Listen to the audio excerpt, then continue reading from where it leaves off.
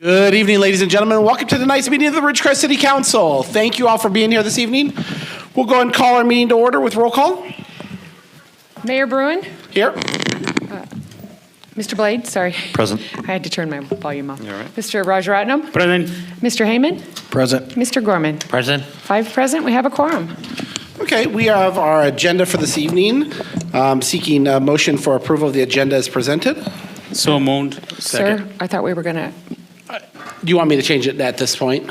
yeah, you have to change it before you approve the agenda. So one thing we are going to make a small change is we're going to move the Penny Pool update up one and put the code enforcement update back one. So we'll be doing the Inyo Kern Air Service presentation and then the Penny Pool presentation and then the code enforcement for our guests who may be coming for one of those two topics.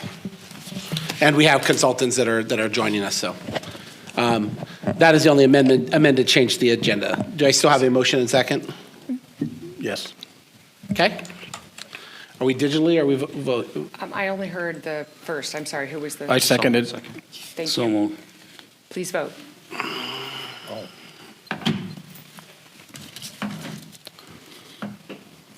Five ayes, motion carries. And if I can ask everyone to please join me in the leading of the Pledge of Allegiance. Captain Tucker? Well, actually, hey, Chief, what are you doing way back there? It's your first council meeting. You don't get to hide. You get to lead the pledge. Yes, sir. I pledge Allegiance to the flag of the United States of America and to the republic for which it stands, one nation, under God, indivisible, with liberty and justice for all. And Councilor Rajaratnam. Please join me in prayer if you would. Lord, thank you for giving us this day. Lord, thank you for this small town of Ridgecrest where we live and cherish. Lord, I pray for our country. Lord, give your wisdom and discernment for the leadership of our country to direct this country in the right direction. Lord, I pray for the police department. Lord, as they put their lives on line to protect us and give us a safe environment in this town, Lord, bless them and bless their families.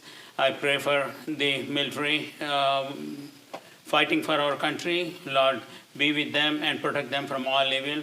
Lord, I thank you for giving this council the opportunity to serve this community. Lord, as we discuss many issues which are important to this community, I ask you to give your wisdom and your direction so that we make right decisions which are beneficial to this community, Lord.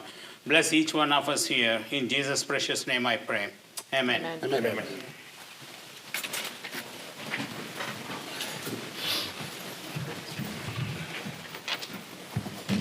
We have a wonderful set of presentations for us this evening, and I will go ahead and get us kicked off first by asking Mr. Scott O'Neill, Director of the Indian Wells Valley Economic Development Corporation, to come to the podium.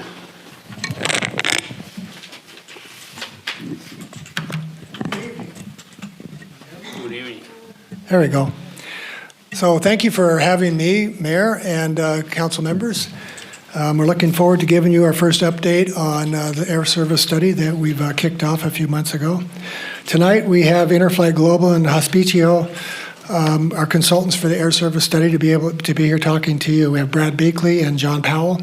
Brad and John are both seasoned professionals in the air service industry, have worked for a number of global airlines, hospitality, travel technologies, consulting with a number of companies. And so both are very experienced and both have worked for a number of airlines and technology companies in the airline industry. So I'm looking forward to their report tonight. I want to remind you that we're in phase one of a three-phase approach, three-phase study. And phase one is to develop an understanding of the demand. Our local demand is to help us understand where those people who are traveling, where they're going, and what their destination needs are, so that we can make sure we can maximize the satisfaction of that. It's to start understanding, developing an understanding of the costs that are associated with providing air service, which includes both equipment, facilities, and other aspects of the cost model. To understand any special requirements that our travelers might have or our Navy travelers might have, so we can address those. So the idea is to obviously maximize the service that will and provide us the best match to the needs that we do have. So then we're also looking at starting conversations with a number of providers so that we can understand who's interested in our particular market. So the study will develop a rough approach or business model that we'll flesh out in phase 2 and add a lot of detail to. So this will give you an idea of where we are tonight and what the market looks like and what some of the costs might be and where we are in our thinking as far as our business approach. So that's the report for today. Remember, the second phase is to really put a lot of meat on the bones for the business model and to start developing, to basically select a partner, operator, and then get them involved in helping us flesh out the business details. So that'll be phase 2, and then phase 3, of course, is implementation. So without further ado, I'd like to welcome Brad and John, and please be, very open with your questions. We're here to try to make sure that we have a good understanding. We address your interests and needs. So, John, Brad. Thank you, Scott.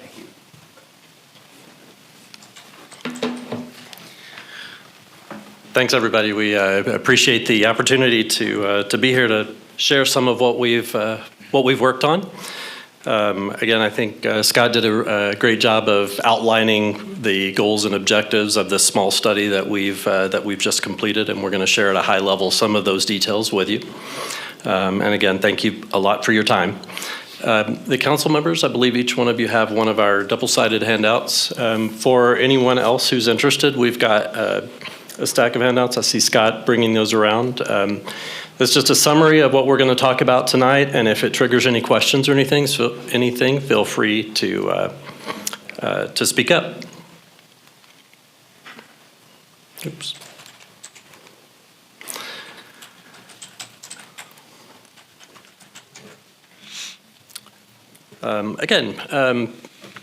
My name is Brad Beakley. I'm the CEO of Hospidio Consulting and Services. We do a lot of work with airports, airlines, hotel companies, and the technology and travel services companies that work in that space. We've done a number of air service development projects in the past, as well as a lot of process and that type of work. For this project, we're partnered together with Interflight Global, which is the founder and CEO is Oscar Garcia. Interflight Global is big in the aviation space, advisory, counseling, consulting, and advisory space for aerospace companies, technology, travel technology type companies. So it's a perfect mix for us to dig deep and help you figure out what we need here in the valley for air service. So without wasting any more time, let me see. Just quickly in our executive summary, what we found is that our preliminary analysis supports the feasibility of reestablishing commercial airline service at the Inyukurn Airport. There is proven demand for at least 20,500 passengers each way per year. We'll apply the lessons learned, and we've gone back and diagnosed over the last 30 years of what's happened with air service in the valley and why that's gone today, and we'll share some of those details in a few minutes. We've gone as far as to have some initial conversations with some of the airlines that operate the types of aircraft with the range and the capacity that we think are the right options for us, and there is interest by these carriers in providing service. And then finally, on the airport itself, you've got a beautiful facility. Spent a lot of money on it. As an airline guy, when I walk around out there, it's the kind of place that you just are chomping at the bits to put to use and get the good for the community out of it. So it's well managed. It's ready to go. We've seen that it wouldn't take a lot to bring that facility back to life and get the air service in here. On the history of the air service, you had service here for 60 years. A lot of the reason that's gone today is because of poor scheduling by the airlines that operated that, insufficient distribution. So in a lot of cases that wasn't connected to the right travel agencies with the right technologies, or really importantly, connected properly to the base and the travel that's required there. And then finally, what we also see as we've dug into that is that the previous services that did exist only captured a tiny bit of the demand. So we were able to work with the city and some of the demographic and additional data that they have regarding travelers, both travelers from the area, but also those coming in, and find out some really detailed information about how many people are going and where they're going and how often and where they come back. So we'll share a little bit of that as well. We also included an economic impact preliminary study, basically just using some of the general techniques that airlines and other advisory firms have used to estimate the value of bringing air service to the community. What you see is, you've got a $19.5 million facility currently generating $2 million a year in revenues, really efficiently run, and it's in great shape, but with 2 to 4 employees, kind of give or take what time of year, $2 million is about as much as you can get out of it. There's a lot of opportunity from a facility standpoint there.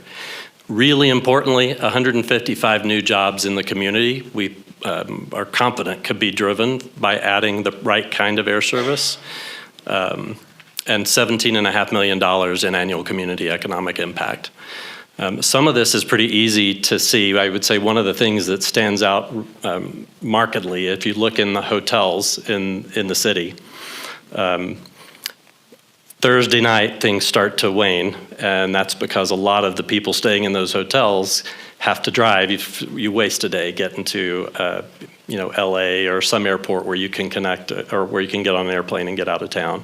If we have the right kind of service in there, that's just one really obvious example, and that alone is worth hundreds of thousands of dollars a month. You're talking, however many hotels here in the valley with several hundred rooms a night that should be staying here, but they're staying at an airport hotel or somewhere else besides in the city. And then Scott mentioned our next steps. Next step following this preliminary analysis would be to move forward with phase 2, which would be to really plan this out in detail. What I will say is what we'll present to you today is a very summarized version of a lot of detailed analysis. We're happy to share in detail any of the studies that we've done, the data that we have that support what you'll see on the slides. John? And with that, I'll take you through a little bit of the history. I'm sure that most of you probably know this history even better than I do, but I've been looking at this now for a few months, and a lot of it looks very familiar because I kind of grew up not too far from here out in the Santa Clarita area. But you had air service continuously for 60 years, and it might be kind of hard to remember since the last of the continuous schedule ended in 2013, 11 years ago.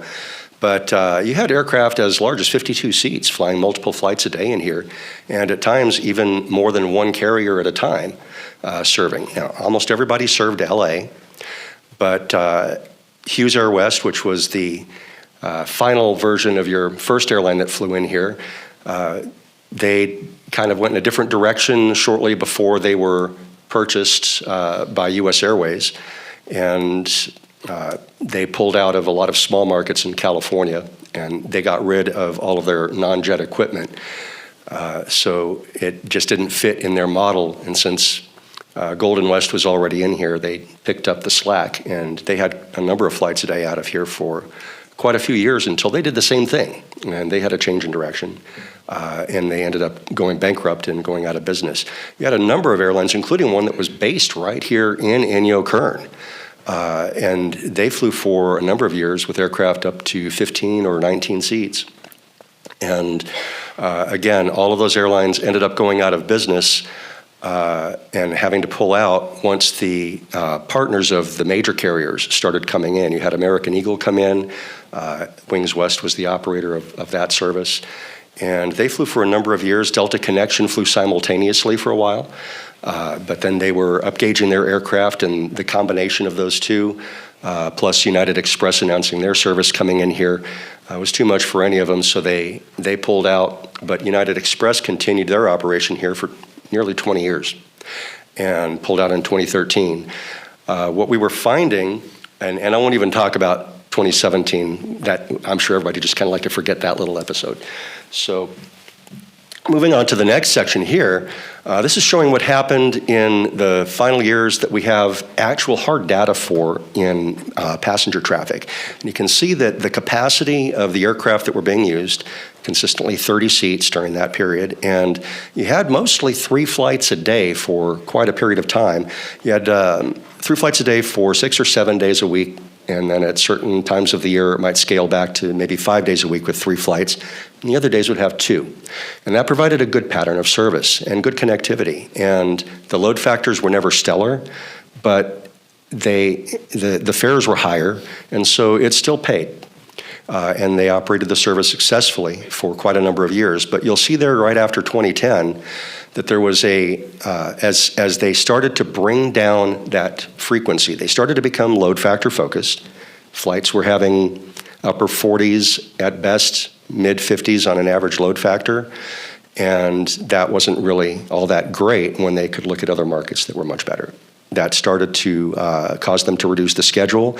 What you would normally find in a reduced schedule is that the remaining demand will move on to other flights, and so it brings the load factor up. That's not what happened here. As those flights were pulled down, the frequency was pulled down, not only did the demand overall per day decrease, but the loads on each individual flight decreased, which is contrary to anything that you might think is normal. But part of the issue there was that the flights that were left didn't align well with the flights that people wanted to connect to. And with the military traffic, and you've got as your number one O&D out of here, it's Washington. And a lot of people that commute back and forth like to take that red-eye flight. It didn't connect. They would take a flight back that would get in the morning that would cause them to have to sit for hours and hours at the airport until a flight left that they could connect to. So it just wasn't a convenient service. So what we were finding is that frequency matters, connectivity matters. It's not just a matter of having a flight that goes to a big airport. It has to actually get you on to your next flight, which is what people are traveling for. Almost nobody flew to LA to go to LA. It's not a convenient way to get there. In the LA airport, it can take you as much time to get out of LA airport as it does for you to fly there. So that's not where people tend to fly if they are in areas like this where it's an inconvenient drive, but still a better option than that. So everybody was connecting. So we've got to make sure that our service is going to have that connectivity. We have to make sure the aircraft is the right size, not too large for the market. And we also need to look at a different gateway. Everybody flew to LA before. Is that the right place? It's not a convenient airport for connecting. And we're finding, as we've been looking at other options, that perhaps Las Vegas might be a better option for a number of reasons. And we'll talk about that. And I think, we talk about that right size capacity. It's worth noting, as the airlines merged, bought the small carriers, turned them into their feeders. Now, what's happened in the last 10 years, in an effort to reduce the unit cost to fly aircraft, they've upgauged. So for a while, it was all the 19-seaters, the 30-seaters, those went away.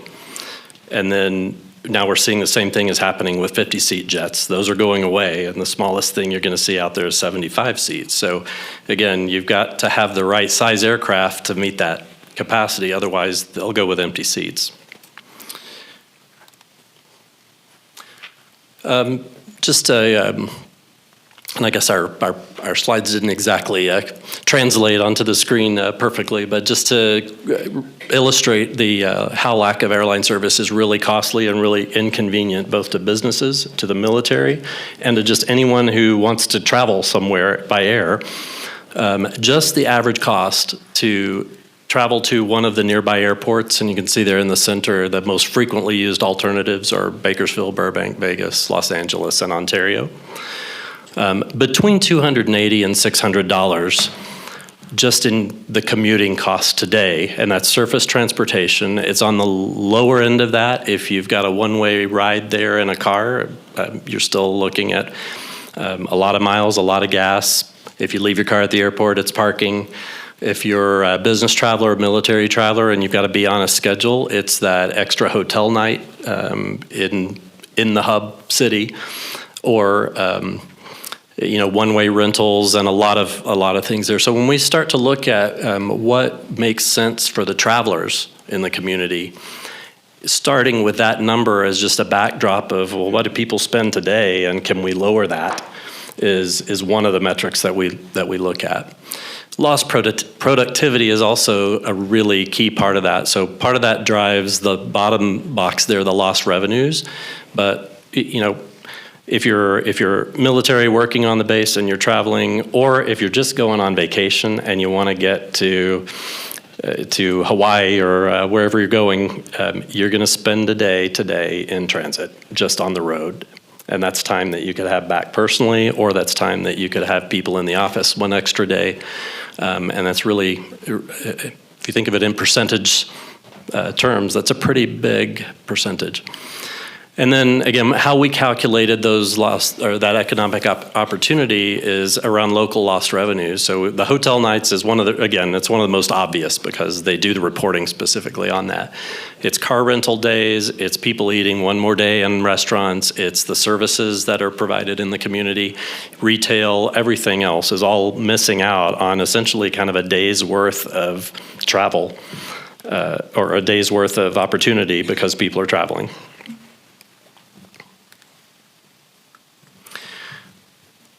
When we looked at the total benefit, again, we talked in the introduction that the asset value, your appraised value for that facility is $19.5 million, generating $2 million of revenue a year, and keeping 2 to 4 people at any point in time employed. The high-level estimated regional value of air service to the community is about 155 jobs, and that would be 5 to 10 at the airport and another 140 to 150 providing services around the community, and it extends out into things like the real estate market. Kind of everything gets touched by having better air service and better access.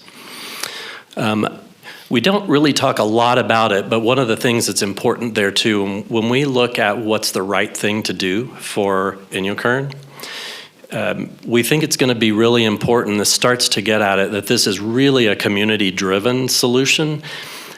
This will be the first real type of service that what we're recommending that's been put out there in the country. Maybe some similarities in a few places, but what we're really talking about here is the community having a stake and owning the direction and the strategy and the decisions about how that service works. What's happened historically is you've turned that over to United Airlines. Well, United Airlines has a giant spreadsheet, and they sort the most profitable market to the least profitable market. And they draw a line. We have planes to fly this many. If you're under the line, they stop flying there. And what you see in a typical air service development project is the result is pay American Airlines $6 million a year and they'll fly a jet in here twice a day. And the minute they resort their sheet and your money doesn't keep you above the line, your service is gone. It's absolutely about them, their profitability, their P&L, and what works best for them. And I guess, as a publicly traded company, that kind of makes sense, but it doesn't work for communities, especially small communities around the country. And then finally, there's some more work that's out there, and actually we've talked a little bit to the base. They've got some initiatives around quality of life metrics. Some of that you see in terms of a lot of companies just trying to retain employees. That's harder and harder these days. But just the general health of the community and what's going on locally is something that's also a metric that's something we don't want to forget, even though there's not an easy way to tag a specific dollar to it. But if we get into a deeper analysis, that's part of what we'd want to bring to the table too, are some of those quality of life improvements that we can bring to the table. So now I get the fun part here, going through the different business models and why we think certain ones are going to work better than others. So we have a variety of points that we are measuring the airline models against to see how they compare with each other. So it's a list of pros and cons. And we're looking to see if they have the operations and administrative technology and facilities and staff already in place. If they do, that lowers the cost of launching a new service and reduces the time to start service. Do they already have facilities at the Gateway Airport that we choose? If they do, and they already have staff, then they can use the same staff or have fewer people that they would need to add in order to support the additional service. Do they have industry distribution systems that would allow them to connect to other carriers and to be able to be sold on platforms like Expedia, Amadeus, Travelocity, any of the online travel agencies or other places where people tend to buy tickets? And do they already have interline agreements with major carriers to simplify the process? You want to make sure that you have interline agreements, otherwise you're having to exit the airport, walk around, come back in, check back in with the other airline, check your bag again, and that reduces the convenience of having that connecting service. So having that interline capability is important. And if they are going to be flexible with their schedule, we already know from your experience with United, yes, it had nice airplanes, yes, they were able to connect you, they met a lot of the other criteria, but they didn't have flexibility in their schedule, and so it didn't really matter. The convenience of connecting at the Gateway Airport is where they're located or where they could be located, something that's going to allow for a connection inside of security screening, so you don't have to get screened again. Allocation of fixed costs. If they are eligible for government subsidy, there are certain criteria that they have to meet in order to be eligible. And would they be willing to work with the community on pricing in some way? It's always going to be the airline's prerogative what the fares are going to be. Can't dictate unless it was a totally government entity. You can't tell the airline what to price. They're going to price it how they want, but are they willing to work with you on it? And will they understand the community's needs so that they can keep it in a range that works for them, gives them the revenue they need, but also is something that's affordable for you and stays in a range that makes sense for you. So we have the 4 different basic models that we looked at, and I'll talk about the bottom 2 quickly that we're kind of saying, they're not really going to work for you. The bottom one is a scheduled charter service. That's kind of like what you had in 2017.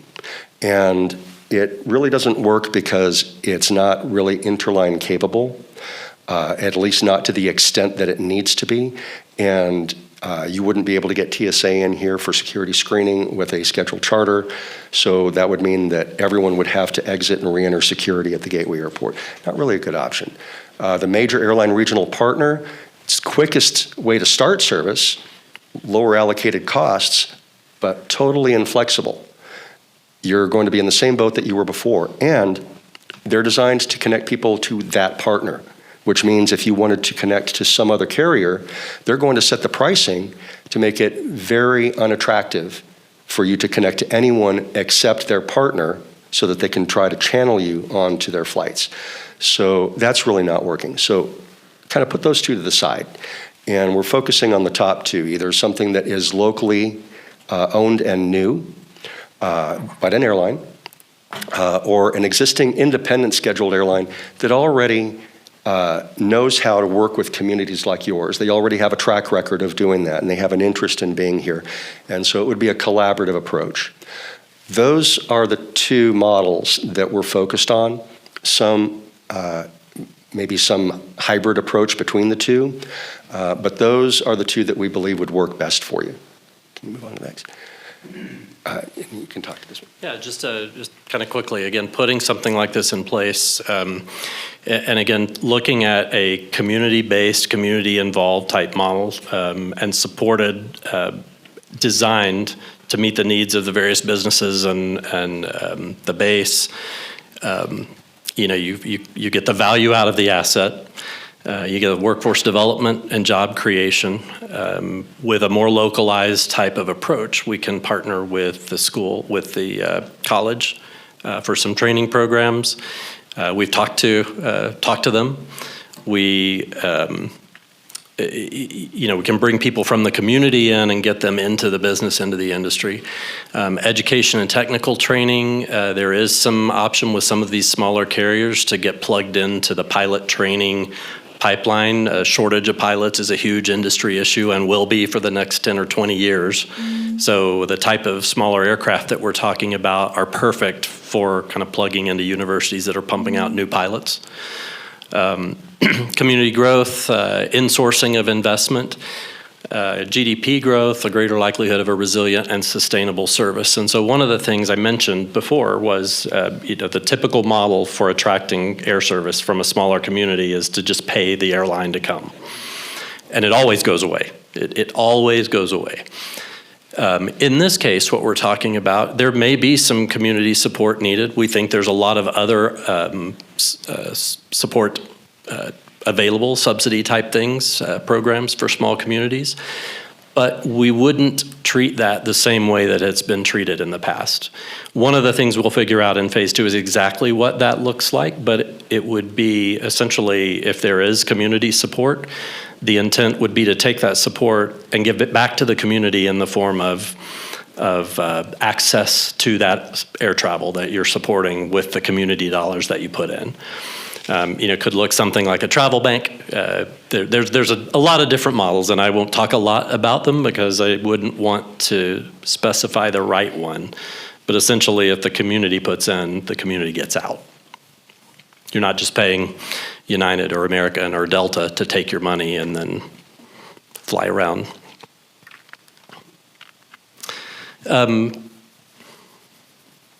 As far as subsidies and financial support, so again, what we really want to do, and we think that the potential is there to create an actual break-even, revenue-positive service. But we all also know the reality is this is really hard. If it weren't really hard, small communities all over the country would have service today. So we will want to go out and we'll want to apply for essential air service grants. You've had that before. We know from talking to Scott out at the airport that he's got the ability to do that again. We just have to prove that we have the service and the ability here to secure those funds. There's small community air service development programs that can help support service. There's the GSA City Pair program that's bidding on government contract and travelers that we can that we have to go after. California Air Resources Board. There's other community-based support models, whether that's from businesses in the community or from a local fund, and Gateway City support as well.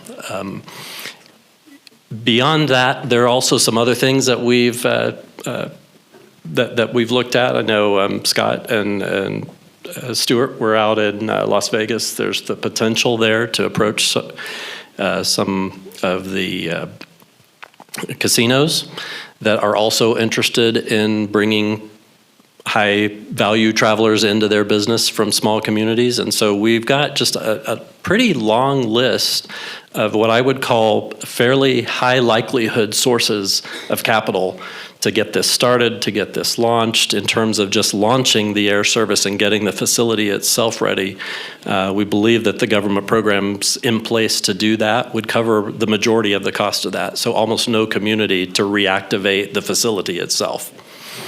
So that's a lot of opportunity, a lot of potential there to really get this going and set it up the right way. And again, the trick is to make it a community-focused, community-driven service. And if it ends up being Las Vegas, wouldn't it be fun to be able to connect and shoot some slot machines while you're making your connection there? That would be entertaining. All right, so what is it going to take to really make this successful? There are certain things that really we want to look at and focus on in order to make sure that we're making the right decisions on carriers, gateways, and part of that is making sure that we're selecting the right gateway like we were talking about. So we want to make sure that it's going to offer efficient connectivity, not like LA where you have to walk an hour and 15 minutes to get from Terminal 7 over to Terminal 1. In Vegas, as an example, they've got the little trains that connect the terminals. You can connect between pretty much any gate in the airport in about 30 minutes. Optimize the schedule to maximize that connectivity. It's great to go to a gateway airport, but if you're going to sit there for 3 or 4 hours before your next flight leaves, that becomes less convenient. So working to make sure that you're aligning with the flights that people really want to connect to. That you have effective distribution systems so that you can go on Expedia and you can say, I want to fly from Inyokern to Boston, and guess what? You get a list of flights that connect, and it shows all on one screen with one price, and you buy your ticket. Without that, it becomes very difficult. If you're trying to do something on your own for distribution, nobody is going to think, oh, I'm going to buy a ticket to Vegas because I heard that an airline has service out of there. Now let me try to find that airline and buy a ticket on it. People aren't going to do that. They look at one place, one time, make their decision, and they buy. So we need to be in that system. We need to have interline agreements with major carriers that are the primary targets for connections. Not every major airline offers connectivity or interline agreements. Southwest being a prime example, they do not interline with other carriers. But those that do, United, American, Alaska, JetBlue, carriers like that, Delta, we want to make sure that we have interline agreements so that you can connect to the places that you want to go, and that we're flying there with the right size aircraft. You might say, well, we could fly a 50-seat jet. Wouldn't that be nice? Yeah, once a day. That probably won't connect with what you'd like. Maybe a much smaller aircraft flying many more times a day so that you can pick from a variety of flights. Not everybody wants to go to the same place or connect to the same flights. More frequency you have, the more options. So that might be a better option for you. Making sure that we get a carrier that's going to be flexible to your needs, that they're going to listen and make adjustments to make sure that they're serving your community the way that you need to be served, that they're going to be in compliance with the DoD standards. If we don't have the Navy on board, we don't have an airline. That's got to happen. And then good collaboration between the people in this room, between the local businesses and the DoD, so that we can work collaboratively to capture every possible subsidy that we can, so that it minimizes any additional contribution that might need to be made from your end to make sure that we're able to make this service successful. And then applying for the City Pair program, like Brad had just mentioned, basically what that does is it makes, it puts your airline in the government booking system as mandatory, so that if you're flying to that city, unless there is some completely extenuating circumstance, you are obligated to fly on that carrier in order to get to that city. So getting that designation could be valuable. And then just an ongoing continuous collaboration between all of the parties that are involved. So as your needs evolve, the air service can evolve with it. What you need today may not be exactly the same as what you need 5 years from now. So making sure that we're staying in touch with that will be important. All right, so what do we do next? Hopefully that looks pretty compelling. Again, we talked a lot of high-level bullet points and numbers there, if you'd like to see how we come up with those and the data that are used to come to these conclusions. We're happy to share that, and that will be available to everyone in the community. So as far as next steps, we'll take the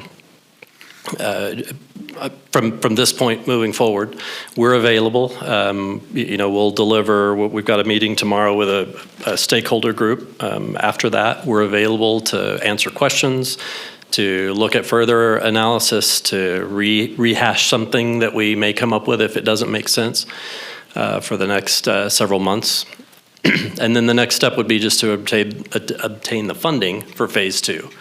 And we included that, you'll see it on your handout there too, the types of activities that would happen in phase 2. Really the idea behind phase 2 is to build the whole blueprint, build the business plan, do the in-depth analysis. Some of that, to make sure we've got it right, will require some additional data we would subscribe to.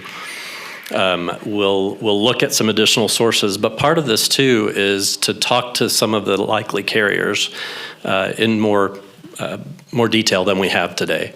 Because again, on paper, there's a number that look really good, But what's really going to be important for a community like this is a carrier that's passionate about serving communities like Inyokern, a carrier that has that community mindset and understands this isn't going to be the same old spreadsheet that we have always used.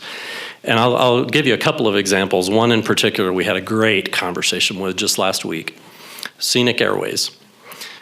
We haven't told them what city is that we're working with, but we've given them the criteria. Scenic Airways is great. They fly 9 and 19-seat aircraft, a single engine and a twin, and just the right speed, capacity for what we're talking about for a hop from here to Las Vegas, for example. Highly experienced in high and hot operations, which is really important because this is a tough environment to operate out of. Most of their flights are a couple of thousand feet higher and probably a few degrees hotter than it is even here. So they know what they're doing. While we were there, they were just completing their quarterly DoD certification. They're already certified to carry government traffic, and in fact, they carry government charter, or do government charter business today. And it's a family-run company. So we were meeting with the president, who's the son-in-law of the family owner group, and all he talked about was how small communities need their service, and he's being approached by communities all over the place, asking him if he would fly there. So, if we get the right operator, and that may or may not be the right operator for what we're talking about, but there are others. There's Denver Air Connection. There's a handful of others that we've targeted. But they can do what we need, and they can do it at a cost that should work for us. And again, with the right model, the right subsidies, you control the airline, the community can afford the service. It meets the needs of business, it meets the needs of the military. This is completely doable. The demand is there. The question is, can we build the model, and can you control it enough so that from here on forward it's sustainable? And our target on that would be really to kind of get started with the nuts and bolts of this by August. If you want air service, kind of the best window to start air service for this community would be in the March timeframe. That gets you, that gets you just ahead of the peak summer travel. It gets you in setup after the spring breaks and everything are over. Really difficult to kind of get that going in the summer and rolling into the fall, because the other thing we want to be careful of when we launch is not to launch at a time where you're going into a valley in terms of demand, because then you're going to burn through a lot of cash right off the bat. So that kind of timing that so you're hitting a peak in demand helps you launch more sustainably and reduces the risk. Can we talk a little bit about aircraft size and frequency? Yes. We talked about size and frequency a lot. If you look, we talked about this minimum of about 20,500 passengers per day each way. That breaks down to about 55, 56 passengers each way per day. So the operators that we're talking about, kind of a 30-seat aircraft is about the largest that you want, because we don't want to get in the situation like the majors got into, where our smallest airplane is 50 seats, and therefore I only need one flight a day to try to hit those numbers. To maintain that frequency, and this is true in the airline business. If you look at almost any market they model out, 3 frequencies would be a minimum for successful service in a market that's not leisure. Only place you see service that's not 3+ times a day and almost every single day is Allegiant from Timbuktu to Orlando. And we're not talking about leisure service here. We hope, and that will certainly be a component of the traffic that we'll set this up for, but this service will be designed to serve everyone. So frequency is important, which drives our decision on the size of aircraft. So they'll be smaller, but there's some great options out there. We looked at 3 or 4 operators with a handful of different equipment types. If I can add one thing on that.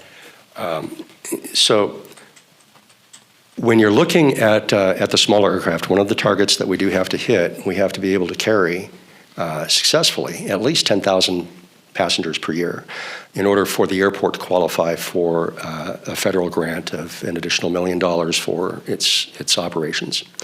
And hitting that target from a passenger perspective as far as demand that's a no-brainer. That would happen. But if you're flying, let's say, for example, a 9-passenger aircraft, about the best you can hope for, you're not going to carry 9 people on every flight. If you think you are, then it's the wrong sized airplane or the wrong frequency. You're going to have days where the heat is going to make it not capable of carrying all 9 seats. You might have to reduce some of the capacity. So you shoot for a target of about 60 to 65% on an aircraft that size. So that means that you would have to have at least 5 round trips per day in order to meet that target.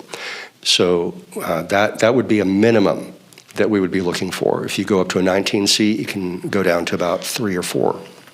If you go to a 30-seat, you could go down to a couple, but that doesn't fit for your market. We've got to have the frequency. Now, I can tell you that information that we got from your people from the Placer AI data that was available, we took a look at that data and we normalized it for things like people being dropped off, eliminating ground traffic, and accounting for people connecting in hubs. Even after we made all of those adjustments, it still showed that you have about 220 people per day each way that are flying somewhere that are originating here, and they're driving to one of the other airports to make those connections. That's in line with a study that was done here back in 2013, a leakage study that showed almost an identical number. That study was showing that, and with the air service that was here, that was back in 2013, and with the air service that was here, you were only capturing 7% of the number of travelers who were originating here, or this was their destination, they were coming from elsewhere, that were using the air service. Everybody else just flew to LA or Vegas or Burbank or Ontario and drove up.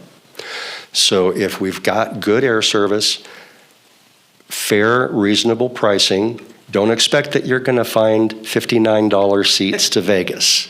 That won't happen. But $450 seats don't make sense either. So it's got to be something that works for the airline and works for the community. So that's really kind of the range that we're looking for and what's going to be important when we're looking at capacity and size and frequency. All right, and maybe one other point, this kind of gets to the community involvement and the collaboration and how tailored this needs to be. If you're the operator, and this is one of the things we saw with Boutique, in terms of utilizing and running the risk of getting too much into airline economics here, but in terms of utilizing your crews the most efficiently when you've got flights, 4 flights a day with 1 crew is actually optimal, and that gets the most flight hours out of them for what the salary is.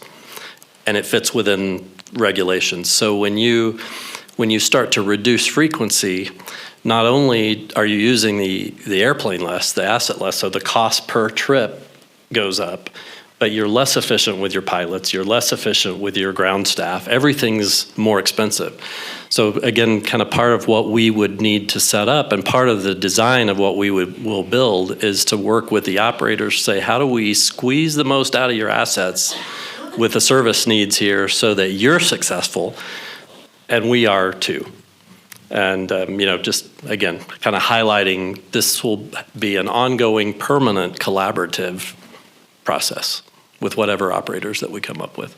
If I can add one little addition on that, and without getting into too much detail, so the 4 flights, so that would be 2 round trips, 4 individual flights, and so that way you would have 2 separate crews so that you have a span of service over the course of the day that covers from early morning until later in the evening.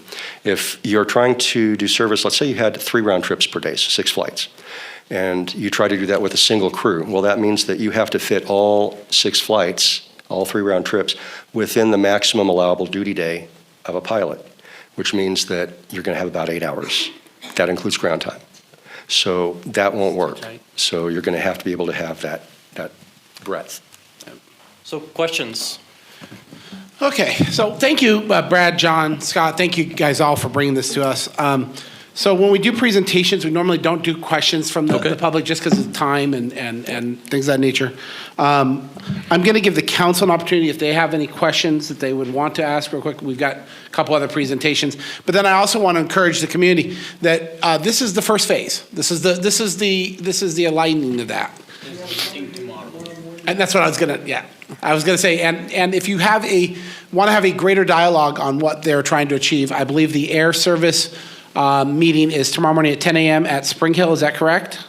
Thank you, sir. And we would encourage the community to get involved in that. So is there any council member questions or things they'd like to ask of Brad or John? Yeah, real quick, more of a comment. Thank you for the presentation. It was a pretty good examination of what's in the art of the possible, what things could be. And so in that vein, you're in the business, I'm not. Given the current climate, what's the appetite for these smaller airlines to want to move into a market like ours? We think the appetite is there.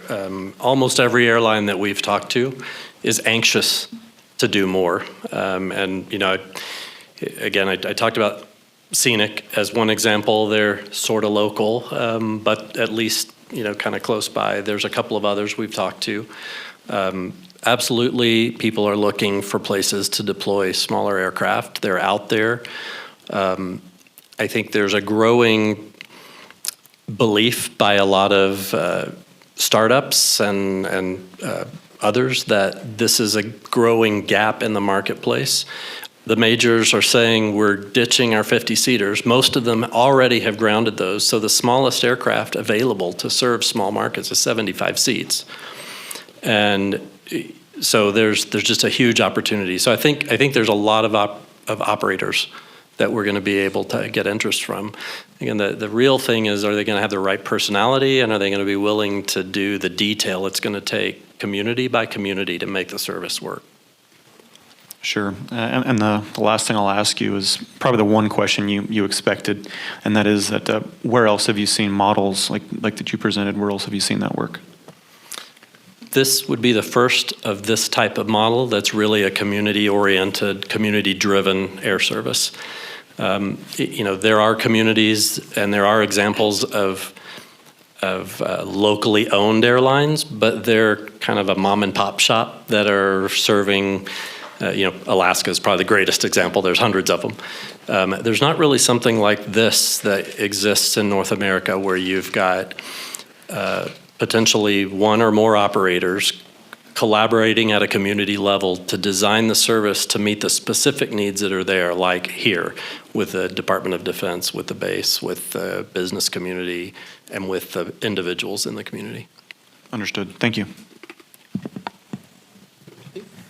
Thank you, gentlemen, for your presentation. Very informative. I appreciate it. And I want to thank Mr. Scott O'Neill and WEDC for taking the lead on this. And before the meeting, I got a text from Scott Seymour, General Manager of the Inyokern Airport.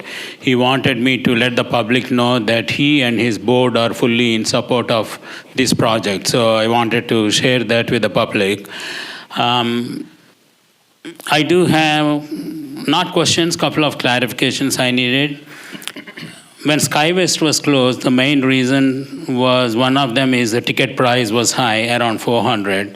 So do you think that would be a problem now? Because you are showing a range of $260 to $600, I think. Yeah, what we were showing there was not intended to represent fares. That was intended to represent the cost of driving to a gateway airport today. Okay. So part of that, there are two different numbers that we were working with. One was coming directly from a study that the DoD had done for the Navy base here specifically, and their costs, it was done by the Government Accountability Office, and they have certain factors that go into their travel. Like, for example, they take an extra hotel night somewhere else, not here, and they get that results in extra per diem and other issues, other costs. So that was one number. Then the other number, we were factoring in the mileage using IRS mileage data. We took the average parking costs for the parking lots around the airports and assumed for a local traveler probably an average of about a 5-day trip. And so that's how we were factoring the cost. When we're looking at the pricing, like I was saying, we can't dictate what the operator is going to charge for a price.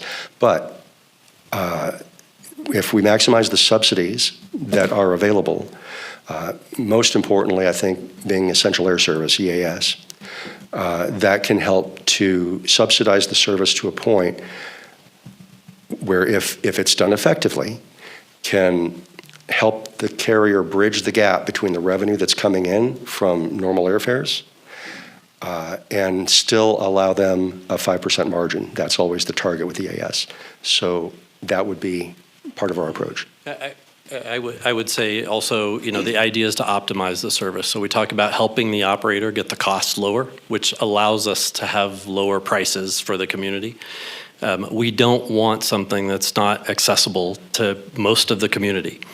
The other thing that we believe, and this would be unique, this hasn't really been done like this before, is instead of potentially before I say that, ultimately we want an air service that breaks even on its own merits. The costs are in line with what the community can afford to pay to keep the service in terms of ticket prices. But the other part of it is if there is community support, it's not going to be paid to an operator that's just going to take the money and we never know where it goes, right? They buy another plane and put it in some other market with your money. The idea here would be that money will go to the operator, but it's in exchange for some program we build out that's community specific that helps offset the cost to the individual traveler of that ticket. And, if the community wanted to put $10 million in, the average traveler could have a much lower ticket price, and we will figure out a mechanism to make something like that work. But it's got to be affordable. Okay, thank you for that. The other reason SkyWest closed was some FAA regulations on co-pilot. I don't know if you have looked into that. Yeah, so one of the things it's a problem, and I mentioned the pilot shortage. In the United States only, any pilot in any seat has to have 1,250 to 1,500 hours of experience before they can fly for a scheduled airline. If they don't have that, then they have to find a place to build it. One of the advantages that we have with the model that we're talking about and with the smaller aircraft is we can get some of those younger pilots in a smaller airplane in a model that's still twice the experience level that anywhere else in the world requires for someone to operate an airplane, but also with a really highly experienced captain. So will they be willing to hire local? I mean, there are so many pilots here in Ridgecrest. Yes, that's been one of the key points all along, and it's one of the things when we talk to an operator, we ask them, what we'd really like is locally hired pilots, locally hired ground staff, and what is your ability to set up that operation with locals that you're going to hire? Can you do that? And we've heard from at least 2-3 of them that, yes, that's kind of what we would do. And again, I don't want to overplay our conversations with Scenic, for example, but they've done exactly that with another cargo operation that they set up in upstate New York. And they walked us very clearly through this is exactly how we would go about making that happen. And it's great. They bring people in, they train them, they get the culture, they instill the safety mindset, the service quality. So it's definitely possible to do that, and that would be one of our key tenets in developing the service. Last question, sir. Last time when Mr. O'Neill made the presentation, Phoenix was one of the considered airports, so that wasn't feasible cost-wise, or? We like Phoenix. We like any airport that gives you lots of choices to connect to, and it's even better if there's potentially some level of local demand, which Phoenix would have. Phoenix gets a little more challenging when we start looking at the volumes and the right airplane, because these smaller aircraft can't quite go that distance. And if they can, one of the considerations, particularly with prop aircraft, is how long can a person stand to be inside there? They're a little louder, and it's a little, admittedly, a little less pleasant than flying in a big jet. And no bathroom.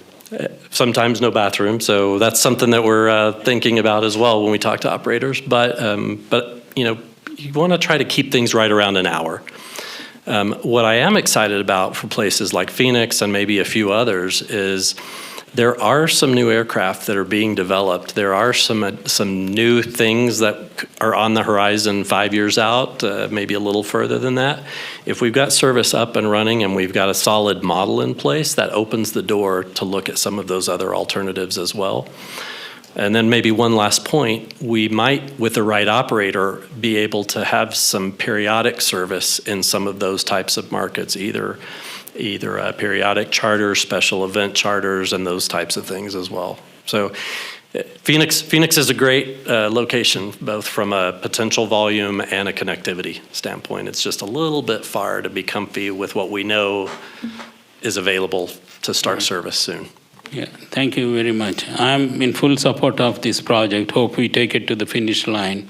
Thanks. So it Hope so too. improves the quality of life in Ridgecrest. It improves recruitment and retention. So these are all the positive factors I can see in this. Thank you very much. That's great. Thank you. And our 4-hour drive up here from LA yesterday tells us that you need air service really bad. Doc? Sorry. So thank you to both of you and to Scott for this, I think, a very informational presentation. So one of the concerns, in reference to the community support, which I say, i.e. dollars, some of my concerns are these costs going to be parlayed to the community as a whole, or to, the citizens, or is it going to be put on to the users of the service primarily? And so you kind of touched base with that when you said that it would be used to offset the travelers. And so that is a concern of mine as to, Yes. What we're going to be looking at from a community dollar support, where that's going to come from, and let's call it the fairness of total community support for those that would utilize the service. I'm in favor of the service. I utilized the flights that we had years ago and found it, a benefit to the community. But I do have some concerns about subsidizing a business. Would prefer to see it operate on its own merits.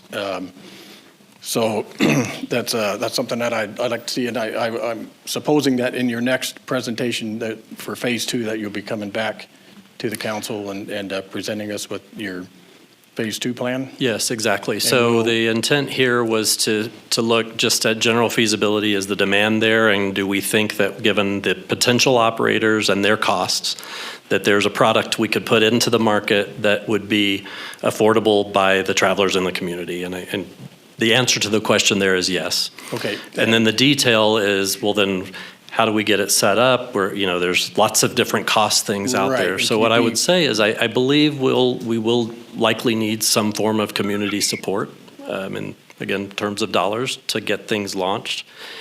What I don't know is how the city works and how you look at that and how you potentially might go about Right, I'm sure those are achieving areas those that we'll funds. be looking at from the city perspective. Yes, but the model that'll be different here is that will not look like city write us a check for $2 million, hand it over to an operator, and they go do who knows what with it. That would be something we design together with the city and the community to say, how do we best take those dollars and use them towards the purchase of air service equitably and fairly and in a way that continues to build the community. And just these could be totally terrible ideas, but examples might be we want to send the teachers of the year to an education conference in wherever, and so we're going to use our pool of funds to buy the tickets that get them there. Or at the college, we've got a student group that needs to go on a 1-month on-site visit to a manufacturing facility or something where they're looking at how that works. And we figure out how the best way then to use those dollars. You commit them to the airline, but you don't just hand them a check. It's your money.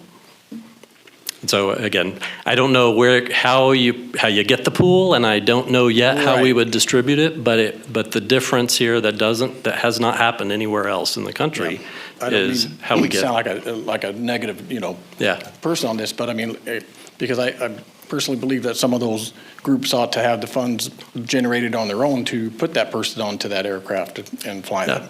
And so I'm conservative in the means of taking a community dollar and putting it to a group of individuals that would utilize that.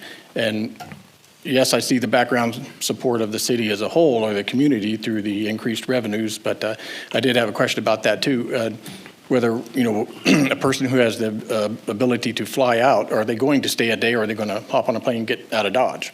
You know what I mean? So is that truly, dollars that would be accrued, because of their increased stay? So I guess we could talk about that a little bit more in detail. But so I'm just kind of working through this going, okay, I like the idea. I love the idea of having a service. But I also like the idea, more importantly, on it being a self-fulfilling and sustaining. The goal is it's business self-sustaining model without having to have subsidies. Yeah. In my opinion, and when we design it, any subsidy that comes in, whether it's a community subsidy or if it's EAS or any of these others that we kind of highlighted, the idea is to offset the cost for the traveling community so that the service brings more people in and gives you access to the world. I just worry about subsidized businesses as a whole for long-term sustainability. Yeah. So, okay, thank you. Mr. Gorman, do you have anything? Just briefly, thank you. Welcome. I'm glad you came and enjoyed the talk. There's not a soul out here who's not a bit of a stakeholder in the success of your enterprise. And I remember years back that mystical IYK on your baggage tag worldwide was seen and recognized as coming from here. It was an amazing thing. Yep. A brief question. Has your gathering data and indulging in this topic given you an impression of what percentage of travelers out of and into, I guess, IYK would be from official travel from the base versus otherwise? Do you have a feel for that percentage? We do have travel data from the base, and John, I know you were looking at a lot of that. The ideal scenario, and again, we've looked at this in terms of base travel as a foundation, but really having a service that's designed whether the base travel is there or not, because we know the government sometimes cuts budgets, sometimes they increase budgets, and so that can be cyclical. And there could be, if there's a massive budget cut, your service would die if that's dependent on that completely. But the simple answer, I'm not sure. Do we know the percentage? No, we don't have the exact number. It's Not something yet. I would like to sense from your next presentation. Also, the I didn't see it, but the Skyping and Zooming that's been filling in the gaps in the absence of getting around may represent a bit of a competitive headwind to what you're doing. And please let that be part of the consideration we hear about. Yes, and we have looked at that. A lot of our traffic modeling considers some of those things. What we've seen generally in the industry is that was a big concern early on as the pandemic was kind of waning, that the world's changed from that. What we're really seeing in demand patterns across the country is people are still getting on airplanes and they're still traveling, and you'll hopefully trust me a lot more today than you would if I was just a video picture. And I think that's playing out. So the airlines are really kind of seeing the end of that as a risk factor. My friends, thank you. Make it happen. All right. Thank you, gentlemen, again for your time. Really appreciate it. I look forward to speaking with you more tomorrow. I know we've got a lot of people waiting for the pool presentation. I'm going to go ahead and move us on forward without me rattling on, but I look forward to talking more tomorrow. And I'm just going to say this, as a manager of a small business that's already had to pay for 11 hotel nights this year because of airport travel, I get exactly what you're talking about. Yeah. So thank you, sir. Thank you. Thank you. Okay. I thank you for your patience. We're going to get forward with our pool presentation now. We have Scott Gardner joining us from, I'll let Ron just go ahead and take over doing the introductions. Yes, thank you, Mr. Mayor. Yeah, we have Scott Gardner, who's the president of Flewelling and Moody. They're our architects for the design of the pool. Currently, we're at about 90% design. We're coming back tonight to the council and the community to give you another look at how this process has progressed and where we're currently at. I know that here next week, our bid should go out for the demolition of the current Penny Pool site. So we're hoping that here in the next 4 to 6 weeks, we can get this project out to bid and make an award here in the next couple months so we can get this project moving. So Scott, are you still out there? I am. Good evening. Can you hear me? Yes, sir, we can. Thank you for. Can you hear me okay? We can. Thank you for your patience and thanks for being here this evening. I apologize. I can't see you all tonight. I'm somewhere between Bar Harbor and Portland, Maine tonight. But Ron just gave my presentation. We're good to go. No, I can't say that. I wanted to kind of step you through a little bit of the process so that our community members can understand how far we've progressed up to this point in time.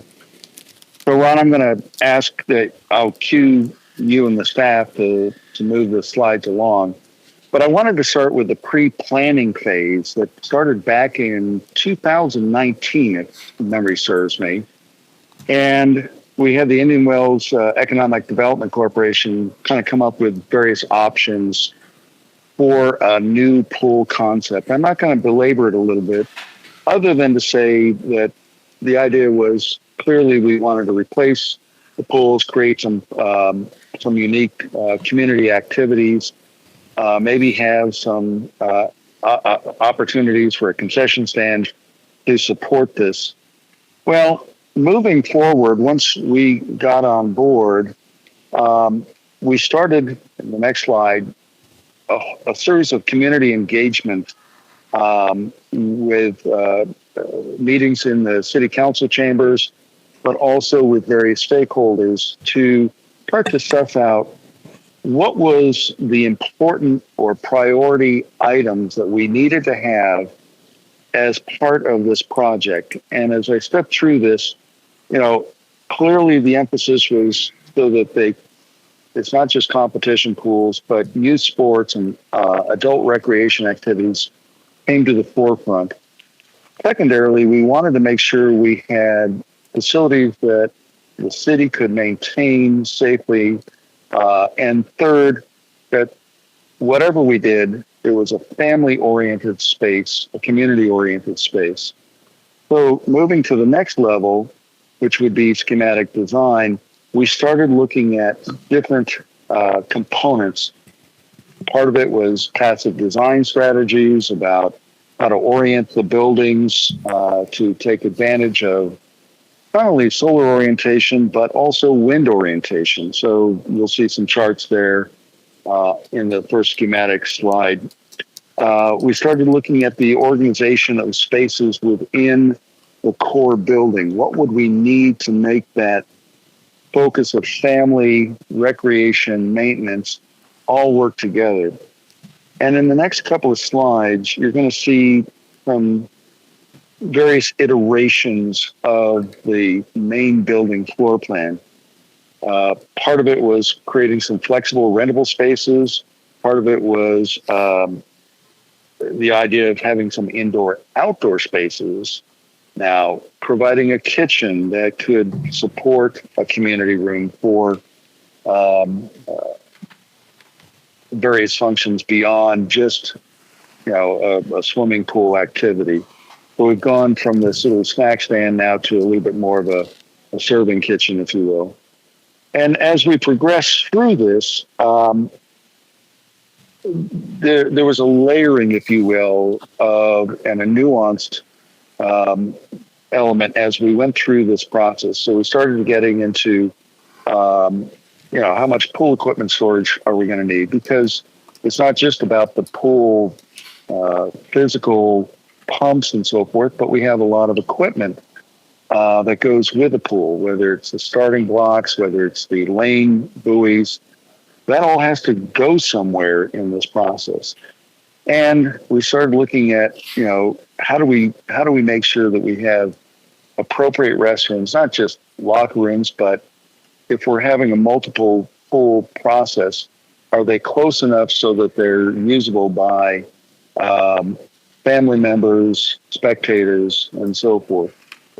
Going further, and I think you probably saw this in an earlier iteration, we started looking at how do we make sure that we're maintaining the correct square footage. In fact, we actually got a little large, and then we started to reduce the size, made it a little bit more efficient.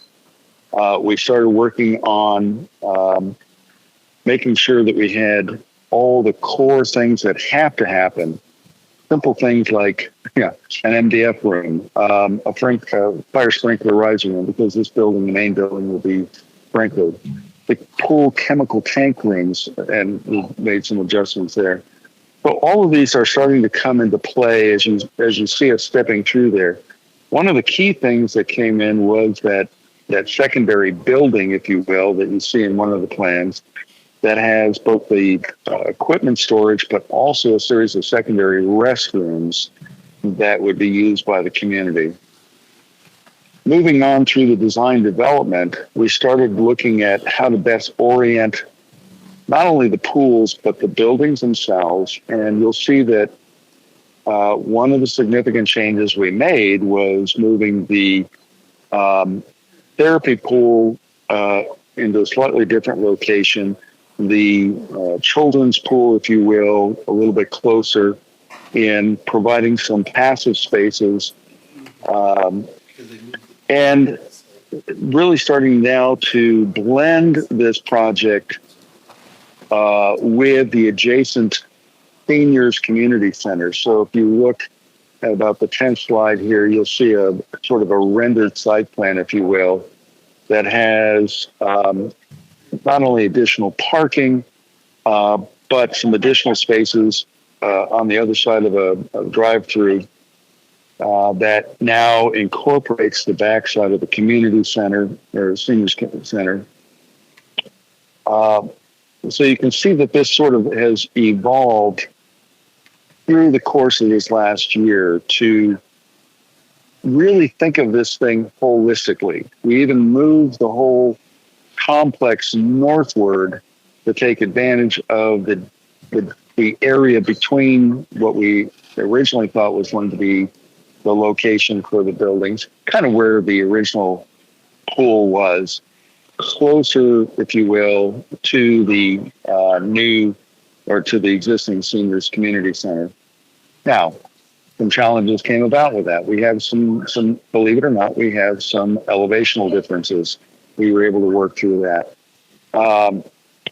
So we're at a point now, as Ron had indicated, we're ready to go to plan review, both with Willdan, which is your plan reviewing firm, and also Kern County Health Department. So we expect to go through that process here beginning this month, with the idea that we will start new construction a little later this summer after the demolition is complete.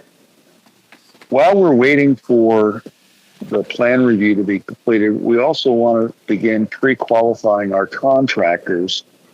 Why? Because building pools is not something that is done by just anybody. We want to have qualified pool contractors, obviously a qualified general contractor, but we're talking about a competition pool that will have year-round expectations. It has a lot of complex equipment and control systems and scoreboards and everything else, all of which requires that sort of specialty. So we want to go through a pre-qualification process, and we've been having some discussions with the city as to how to best approach that to allow a variety of contractors to be considered, but at the same time, kind of raise the bar a little bit as we go forward. So I know I've kind of stepped through this rather quickly, but I also realize that this is now a project that is eminent for you all, and one that we should look forward to having a wonderful groundbreaking a little later this summer. So hopefully I was able to do that in a fairly short amount of time, given your schedule this evening. Ron, how did I do? Did I stay on point? Yes, you did. So I don't know if there's questions of our council members that I may answer at this time. Well, Scott, let me go ahead and kick it off and say thank you again. I think everyone knows this is one of my, passion projects. I want to just share with the public, what you're seeing up here is if you know how projects move. Some of those slides you may have seen at the beginning when we first did the first few meetings, but the level of detail that you saw in the last one, we are at construction level design at this stage now. We are ready to pull the trigger on this. And we will be pulling the trigger on it in short order, I believe, over the next 60 days. And that's important. One of the things that was mentioned was the demolition. I just want to make sure I clarify what that is. I thank Scott and City Manager Strand and everyone who's worked on the pool with us. We had a moment in January, I think it was, somewhere in that ballpark, where the whole plan kind of got shifted about 15 feet because we wanted to tear out. We went and looked at what the condition of that Boys and Girls Club building was and the condition of the blight between the aquatic center and the senior center. And it was no question that if we were going to put the amount of investment that we're going to put into this facility for our community, there should be no blight that's left behind. And we made sure that that was removed. And I want to highlight one of the things on the design. If you go back about 3 slides for me to the landscape architectural design. There you go. That's good. There you go. Yeah. Well, no, back. That one? No. There. Got it. Okay. This was after we did that workup, and one of the things I wanted to highlight is, people ask about how long it took to get here and how did we get here and all the things. And one of the things that we want to do was to make sure that we recognize the amount of effort that this community put into try and bring this pool back between 2017, 2018, 2019. You heard from the IWEDC and the work that they put in, and the work that a lot of other groups, and one of those key groups was the Lions Club. And so I have this little stone thing sitting here just to kind of show you what we're hoping to do is to put a veterans memorial where you see that number 14 in the bottom right-hand corner that would connect Sergeant Penny Pool to the senior center in a way that recognizes the importance of the military in our community and really takes the money that was raised by this community and turns it into something that recognizes the veterans' efforts of this community. That's this important concept. We want this to be a community investment. We have done a lot of legwork. Scott and his team and everyone involved has done a ton of legwork to make sure that we've really thought through this building, that it's functional, it meets the demands for today and for tomorrow. And more importantly, it really opens up the opportunities to do different things, from water polo to scuba training to swim lessons to recreational sports. There's been a ton of work to really think about this to make the area that goes from the senior center all the way to the end of Freedom Park and the end of the aquatic complex, making Freedom Park and this entire area of the Kerr-McGee Center a true center to our city. And so I just wanted to focus you guys on that this type of thought process has went through and has been argued. I mean, to be clear, it wasn't just, let's do this. No, there was more than a few conversations and disagreements over the process, and Mr. Blade smiles over there because he was part of the infamous February let's go on a walk meeting. And I think that the key here is that I want to share with the public is we are at that stage now, and it's very exciting to be there. I'm going to pass it off to my fellow council members for any questions they have for Scott. Scott, thank you for taking the time out of your vacation to present us here today and let us know that the community here, that the pool is coming in short order, and we're going to be breaking some buildings here very shortly. I'll start with Mr. Gorman. I'd also like to, Oh, good. and just a quick point. I wanted to point out that, through this process, you and your staff have been providing ongoing feedback, and I say that in the most positive way. In fact, we had a day, about a month ago, Ron, where your staff came down to our office, and we spent better part of 6 or 7 hours together, really kind of diving deep into the plans to make sure we had covered all the major aspects of this. Obviously, there's more details than what we could do in 7 or 8 hours, but that's a level of commitment that the city staff has made to this project. Thank you, Scott. Okay, Mr. Gorman, I'll let you. I have no questions. No questions. No comments?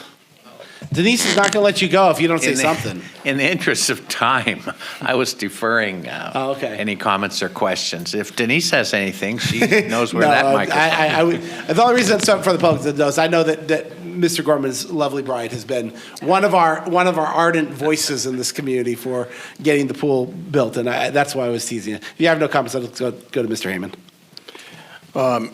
No real comments. I just want to say thank you, Scott, and your firm for being such a great company to work with. To the community, this is a fantastic position to be in right now. Everybody that remembers back when we were talking about it, it was just a thought, and we tried getting grants, and to see it all come into an actual project is it's going to be a fantastic benefit to the city. So I'm really excited about it, and want to thank everybody that's participated in it, from the community to the staff and the council. So this is great. Mr. Rajaratnam. I just want to thank the public for supporting this project. You passed Measure P, that's how this project is taking place. So thank you very much. It's your project and you get the credit for this. And that's how we make this city great. Measure V, we had the roads and the police department. Measure V is coming up for renewal, and I request you to support Measure V again. Thank you very much. Oh, nothing. You guys pretty much covered it. Just I appreciate the staff pouring themselves into it. Ron and Travis, I know you poured yourself a lot into it. And Narissa, she's back there. Saw pictures of you guys, so I know what actually happened. But this is a very large investment on behalf of the community. It's no small investment, and so everyone should know that the staff and the council took it seriously and continues to do so. And so you'll see paid off what we promised. Thank you, sir. I know there might be some questions, and I do want to give members of the public an opportunity if they have any questions. I do want to try and limit it because we're already about 7:30. It's going to get, we still have our full council agenda program to go through. We have another presentation for our code enforcement. I'm more than happy to answer any questions offline as well, but if there's any specific questions for the designer, for Scott or something, I'll be more than welcome to take 1 or 2 questions at this time. Yes, sir. And Mr. Mayor, I can also attend a future quality of life meeting, if that would help. Yes, we know, Scott. You've made yourself more than available to us. We appreciate that. I think it might just be 1 or 2 small questions, so we'll see what we got. Yes, sir. Okay. Can you please step up the microphone, please? 16 days. Sir, could you come up to the microphone because we can't hear you? I can hear him. His question was about to see a timeline for the project itself. You're right. You said originally it's going to start the first summer. Oh, good question. Breaking ground a little later this year. We estimate that it'll take just about a year, maybe 14 months from start to finish, depending upon weather conditions, things like that allow us to button up the building, equipment, supply chains. For instance, we'll be putting in new electrical service, so that means new switchgear. Some of the pool equipment runs 4 to 5 months before it's available, but that's all built into the schedule. Yeah, the schedule is running right now because we pushed the demolition forward in terms of our planning. We've already, about 2 meetings ago, we had already approved the work for to the lead and asbestos testing on clearing everything off of the land so that we can begin the demolition probably within, like I said, 4 to 6 weeks is kind of our goal to be actually tearing down the existing Penny Pool building. And then during that same time, while that demolition is going, we'll be out. That's why he was talking about getting the qualified contractors and those things during this time while we're getting the bidding on the demolition so that we can move from the demolition into the construction. And the hope is that we're still looking at fall probably of 2025 at this stage. It's going to be very difficult to catch summer 2025, but we're continuing to move as quickly as we can to get it up, with the goal being that we're demoing by the end of July, which is our current target date. Maybe don't see the detailed planning that it takes to run a project. It takes somebody who can set up a PERT chart and say, this takes this much effort goes here, this much effort goes there. You know what a PERT chart is? I know Skip does. I never see that in here. I never see anything like that. I got a feeling one will have to be generated before we get too far along. I'm unsure what PERT means, P-E-R-T. Do you remember? I'm too old for that. But I think if you're taking like construction timelines and things like that, those are all in process, very much so. So when we bid projects in today's day and age, we only provide a specification that shows a critical path, and then the contractor generates an actual list of order of operations. So with public contracting code today, you can't dictate the means except for certain items you need to come first. We purchased switchgear recently for our transit station upgrade that we did at the Courtyard, and electrical lead times right now are about 94 weeks. We're hoping to be able to get it quicker. But that'll be obviously one thing that we put in the specifications that says the day that contract's signed, you got to buy that Secure switchgear, electrical. secure the switchgear. So while we're doing all of our other portions, grading I and understand how you guys operate. I don't understand how come demolition is separate from the construction. Demolition just takes knocking it down. No, because of the age of the buildings, we had to do lead and asbestos testing. We had to do a bunch of other stuff. We have to refill the area. There's a ton of other stuff. And it's not a requirement. And that's why we moved it up in the timeline, so that we could get it moving faster. Because the demolition, we have to clear the site, and if we are waiting, we moved the demolition up to get it cleared while we're getting the bids in on the actual construction. So we definitely moved it up. the demolition would have remained part of the pool project if we wouldn't have found lead and asbestos. So because we found lead and asbestos, you have to have manifests, you have to schedule dates and times with the dump when you can bring it. Has to be a dump to which you can accept that type of material.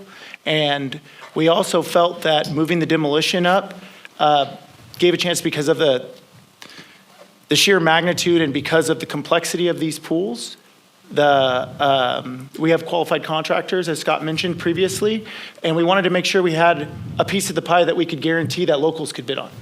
So that was part of the reason why we moved up the demolition and got all of our lead and asbestos stuff done and figured that out. So we're in the process. We're just about done with the detailed spec for how we're going to handle that. And like I said, next week, that'll be going out to bid. Last question I want to pose to you guys. I recently visited Wombach, pool they built. It's an enclosed pool. Yep. They ran into really a problem, because corrosion comes in 5 days, story, that pool comes in 5 years. They have to refurbish that pool after 5 years. Do you guys have a plan to do the refurbishment when this comes around? I mean, pools deteriorate in 5 years. So, Do you have a maintenance plan yes, we are. to keep it up? We are absolutely working on a comprehensive maintenance plan. We've got Aquatics Design, who's done, I don't know, tons and tons of food. They're kind of like the king when it comes to municipal pools. And we're going to start with what they've got for their basic maintenance schedule and then obviously adapt it to us. We're in a unique weather condition out here with temperature swings. We're looking at details such as chemical piping. Ran into an issue when I was working. Reserve pot, it's going to be built. We've budgetarily looked Yes. at the maintenance, yes. There's a pot that's going to be built over 5 years. When it comes time to maintenance, you have a pot available. Yeah, we're already planning that. That's what Wombach ran into, and they had to No, we know that there's not, that, again, one of the things that's advantageous is that there's no room for us to be able to do anything like that again. So we've, you know, as a community, we've set ourselves to that cap. So we know we have to operate within those means. And we've budgetarily planned that from the beginning. Wise up with the mayor of Womack and see what their problem was. The city can't afford that pool anymore. I think too, the holding of the off-gassing from the pool with chlorine just absolutely takes corrosion and sends it through the roof. And I would guarantee you in today's day and age, to be able to span a pool of that size and have it indoor, Yeah. it's probably a steel structure, and we all know what steel does as soon as it sees something that's corrosive. Corrosion Yes. was absolutely one of the reasons that when we were debating indoor versus outdoor at the very beginning, the very, very, very, very beginning, cost and corrosion was absolutely one of the key elements that was considered. I think I could say that was the key deterrent. That was the key deterrent too. That's perfectly fair to say. Hey, Mr. Mayor, I think we should, if we have anybody else ask questions, you need to come up to Have them do it from the podium. We're getting a lot of public feedback. Okay, Yep. but they can't hear. I apologize. Yeah, thank you. Okay, we'll go ahead and move forward. Thank you guys for the presentation. Scott, thank you for your time. We look forward to continuing to share what the progress is and hopefully be taking a sledgehammer or a skip loader soon to the previous Penny Pool building for the future one. Next on our agenda is the code enforcement presentation. Our apologies and thank you for your patience this evening, sir.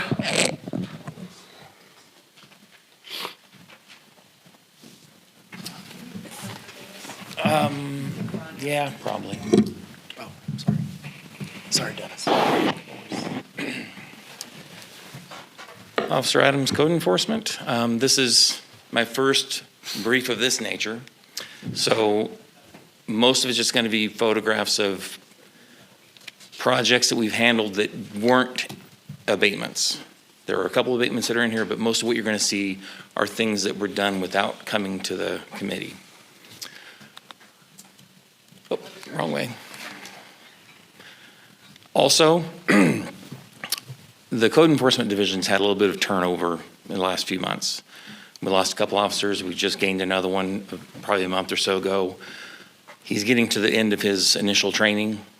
So with the exception of doing abatements, he's pretty much up to speed right now.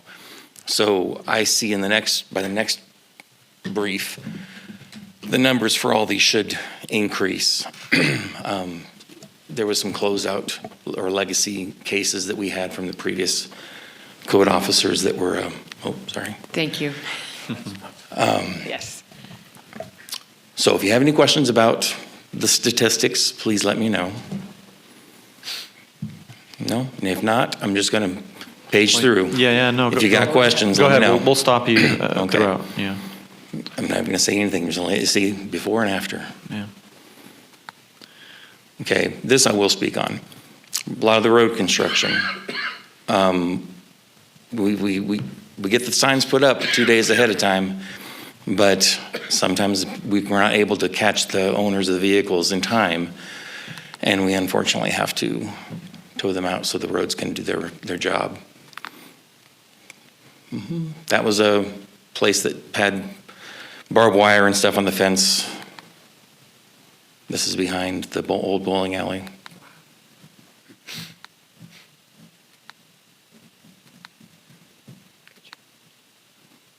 Probably saw this on Normer after the big storm. One thing you might note is the dates. You can see some of these they're not overnight solutions. They take weeks, sometimes a little more than that. And a lot of this you probably never even noticed.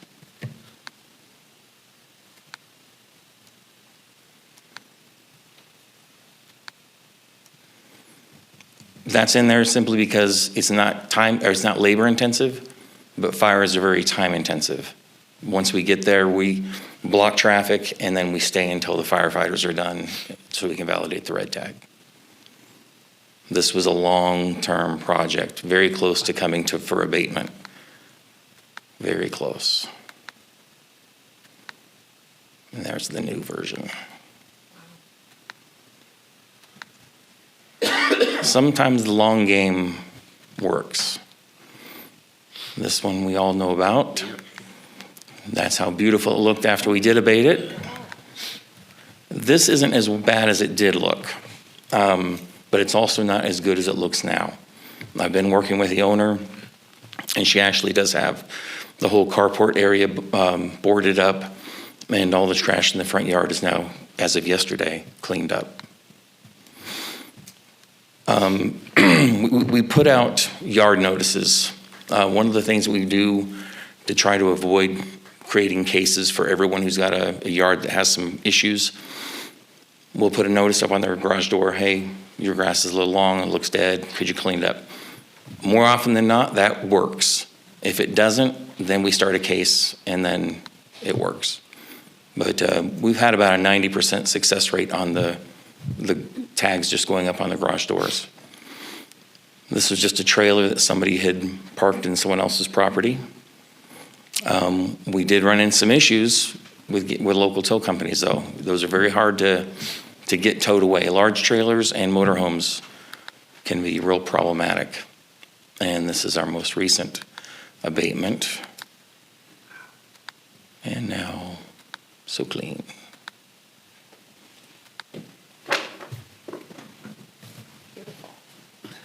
There we go. So Dennis, I know one of the things that the council wanted to address, and we appreciate you coming out and sharing with us, is, one of the questions that people have asked is, what are we doing towards the improving or the beautification of the community? One of the things that people have to understand is until Measure P, we were still understaffed. We've been able to staff up. Staffing still changes. Staff is still always a needed, and experience is what allows us to do more and more. But there is still a very clear direction from this council and from the PD department, and with the help of our staff, to resolve these issues. There's just a lot of those issues that some people just don't want to deal with, and sometimes it gets harder. Sure. Sometimes we have to use a hammer, and we hope that we don't. I love to hear that, a notice that you need to clean up your yard gets a 9 out of 10, response rate. And I think that's the key, is just making sure that they're aware that those things need to be done. Right. But at the end of the day, this was a presentation so the community can understand that work is continuing, and we expect to see it continue to grow in its effort, depending on staffing, of course, Sure. in the weeks and months and years to come. So thank you for that, sir. All right. I'll pass it to Mr. Blades. Thank you. I appreciate all the hard work. It's not an easy task, but you're carrying it out, and I appreciate it. Thank you. Yeah, it's part of the social contract we all live under, and it's necessary. Thank you. Thank you very much, Officer Adams. So I went on a ride with you. You showed me all these things, what great things are happening. So I was the one who suggested you need to make a presentation, and because community does not know what code enforcement is doing. So we are doing a good job. At the same time, we need to sing our song so that others know what we are doing. So Thank you very much for your hard work. And I know code enforcement is a tool which we can effectively use to improve the quality of life, to improve the values of the properties in the neighborhood, strengthen our neighborhood. So you are doing a great job. Thank you very much. Thanks. So I'd say a great first presentation, and thank you for all the work that we see that's been accomplished. It's personally, I think it's one of the tougher jobs that the person is tasked with in this city, honestly. But I assume you have job security too, as far as plenty to do. So, but anyway, I think educating the public of what some of the requirements are is kind of key, because there's a lot of things that people don't even know that they're responsible for, or that's of that nature. So. Well, and that was actually one of the comments I meant to give you as you were giving the presentations. I appreciate your working with the community. That means a lot. Yeah, I agree. Yeah. So thanks. Any suggestions on improvement? Dennis, if there was a phone number on one of these slides, is it possible that someone who may want to talk to you about something she sees in town, she can contact you directly? Possibly, yes, for sure. But I would encourage people going to the Ridgecrest website and using that as a method I think so of too. putting the information out there. You'd prefer that? I would. Yeah. I really would, because then it doesn't just go to me, and it goes to the other code enforcement officer as well. Where if you go to phone number, you're just getting one of us. And that way, I think it's easier for us to track as well. Sure. It's on the computer, we see it, we move on. Well, that's the process. Yeah, Looking but I can forward, if anyone wants to, I can put my number out, sure. 760-499-5119, or 5118 if you want, Officer Casey. Cox, yes, sorry. thank you. You asked what else could be done, and I think that when you're able to show some of these samples like this at a presentation today, it's fantastic. But I echo the sentiments of Councilman Rajaratnam, is that we need to sing our song as often as it happens. And when we do a major improvement and we get a significant abatement that's completed, let's celebrate it. Let's look at what we're continuing to do. I know it seems like it's mundane, but the fact is that the community, as you said, you've probably driven by it 10 times, and I happen to know the story about that trailer too, on top of that. You drive by it 10 times, you never know it's there until somebody brings it to you and actually says, this is a situation, this is a problem. And I love being able to celebrate when citizens reach out and then they see our community services in action to correct something, and we've been doing that. Hey, Travis, there was some sidewalk there to be fixed, so we're gonna keep talking about sidewalks. So, but I think all of it combines to make the right message, which is continuing to show it. And then my last one was for the chief. Is as funny as it sounds, I really appreciate getting this presentation now. But this is some of the statistics that you had in there. I'd love to see that in the department presentation during the budget workshop annually. Because I think reiterating what code enforcement is doing on an annual basis, similar when we look at crime statistics, I think it's important to see what we're doing to enforce the rules and regulations of our community to maintain the quality of life for our community. That would be something I'd love to see in that. When we do those, because the department workshops are so great to see what's going on. So you got some more work, Chief. But beyond that, thank you. I'm going to go ahead and let you go, and I'm going to go ahead and, if you don't mind, the presentations, we knew were going to go a little long today. We knew that in advance. We're going to go and take a 5-minute refreshment break for everyone before we start our full regular council agenda for the evening. That way everyone gets a chance to reset and we can get ready to go. If you got to use the restroom, it's going to be a brief refreshment break, but then we'll get started with public comment immediately following that. Thanks.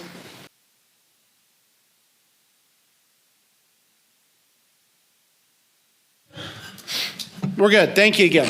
Thanks for your patience there, for everyone to take a quick break. We appreciate it.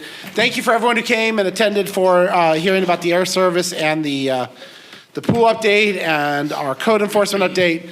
Lots of great information. We knew we had a bunch of presentations tonight, so thanks for your patience.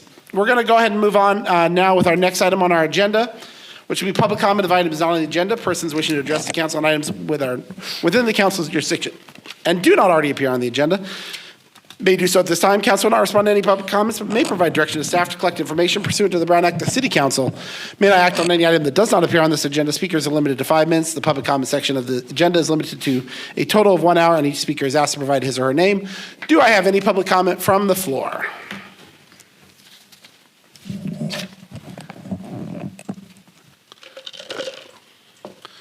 We'll do floor and then we'll do phones. So if you're on the phones, just hold a second. We'll be right with you. Thank you, sir. Good evening. My name is Mike Neal, and something that you learn things, you pay attention. I just noticed out here in the foyer, you've got all these pictures of prior councils. The councils between 2016 and 2022 are just not there, totally missing. So if you're going to put the pictures up, you should be complete about your job. So maybe you want to correct that. And as far as code enforcement actions in the city, I believe I would call the fire department. I haven't actually talked to the city, but there is a firebomb hazard over off of Norman Street by the old sump pond. Travis probably knows what I'm talking about.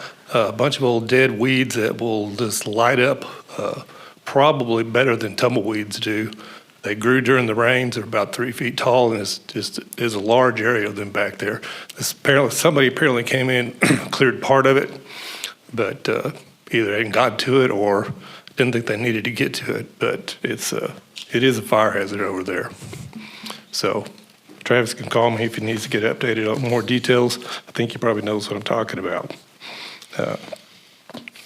And then a little maybe ahead of time for some people, but election season is coming upon us, and we need good government, good constitutionally minded representatives up here on our city council. They are the first little cornerstone in our system of government. And I'm going to urge people, I'm going to be writing letters, and urge people to take the time to think about what they want to see in their city, what they stand for, what they could offer, who they might want to try to replace if they don't agree with, what's been going on. It takes time to do that. Usually, the city will only put out a quickie, brief notice saying filing season is open. This usually happens like mid-August, and I forget, it's about 4 weeks, 6 weeks, something along those lines, right? July 15th through August 8th. Okay, so that would be about 3 weeks. So, and it was sooner than I even remembered, so it's been a while since I even looked. So we're not that far away from the beginning of filing season, and we need people to step up who are willing to step up, willing to put their time in, willing to put their effort, willing to put their thought to it. Along those lines, a little political satire is always good for the political landscape. So I've come up with one term, thinking about another one, not real sure, but I am for sure about the mayor. In light of all his city-funded parties that have been going on in proliferation and the implementation of the potential new pool complex, I'm going to be referring to the mayor as bread and circuses brewing, and just think it fits. And the council, seeing as how they prove almost everything that ever comes up on an agenda, considering calling the rest of the council the rubber stamp council, I think you guys can handle that, but if you don't like it, well, freedom of speech. Oh, and I forgot, I got a sign on, Mr. Strand. You're not going to make me take it off, are you? Thanks a lot. Not tonight. Hey, Mike, what was that spot you were talking about? You said there was a fire hazard? Norma in the sump area, By the apartments. by the apartments, right? Yeah, basically surrounding that whole big sump to the east side of the sump, the north side of the sump. I go walking by there frequently. I actually just got with my street supervisor, probably starting tomorrow. We're going to start trimming and cutting all that down, and then probably in about a month and a half when our AHSC project's finished bidding, we'll have a huge project that goes on there that takes all of that out to make that sump deeper and bigger. Okay, well, So it'd be it's- good to get rid of the weeds because they would really go Yeah. up We're going to quick bring the and be a brush hog large out, fire. and we're going to handle the weeds and get rid of the trees. Gotcha. Okay. Thank you, sir. Any other public comment from the floor? Seeing none, we'll go ahead with public comment on the phones. Caller, go ahead.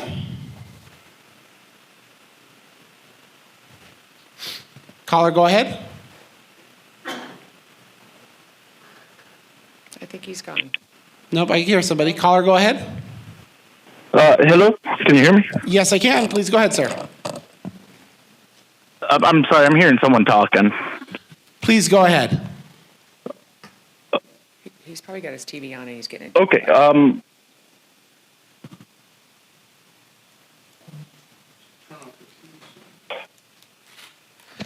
so, Mr. Mayor, the reason I called to address the city council today, can you still hear me?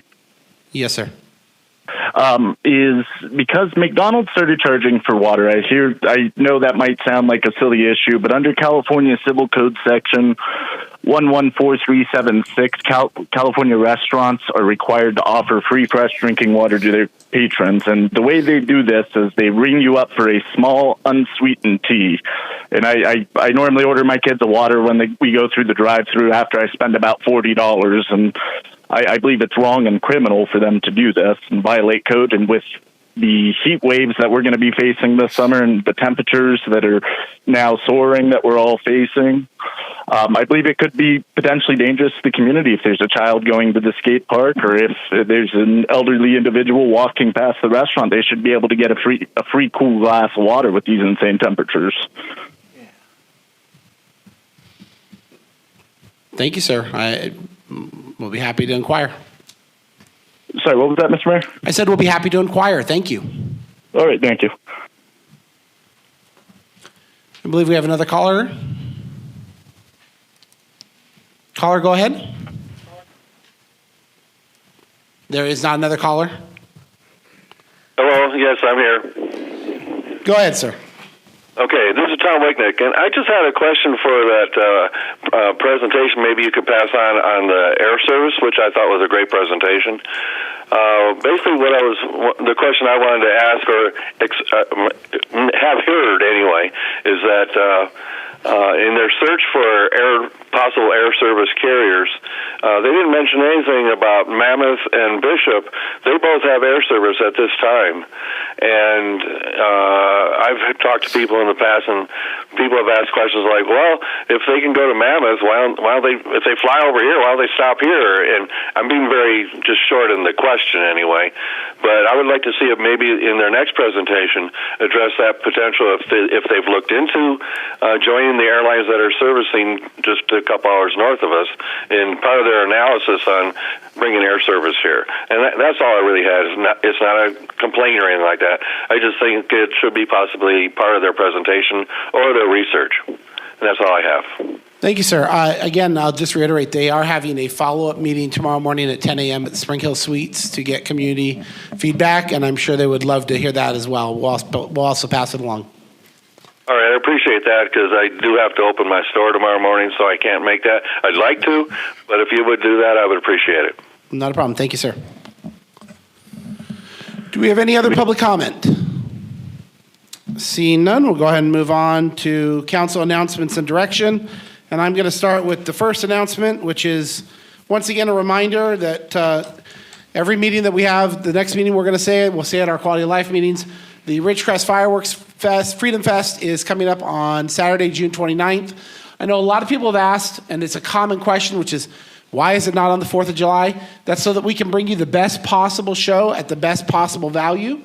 I don't think you understand just how much the price and competition and regulatory and all the other challenges that have come into the process of holding something on July 4th.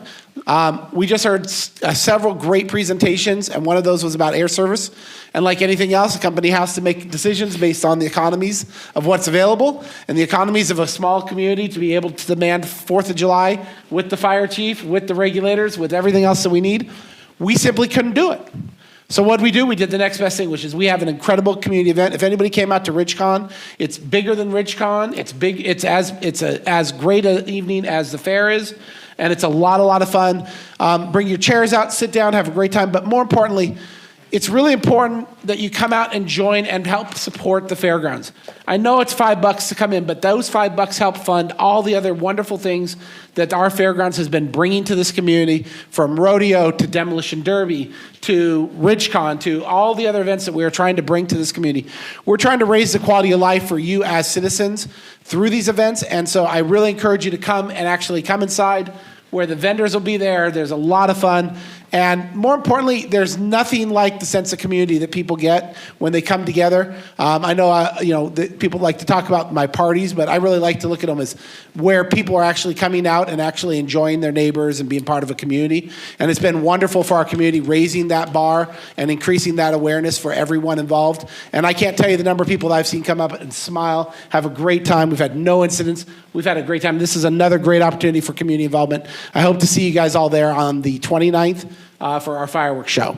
I will pass on to any of my fellow council members who have any other council announcements or direction.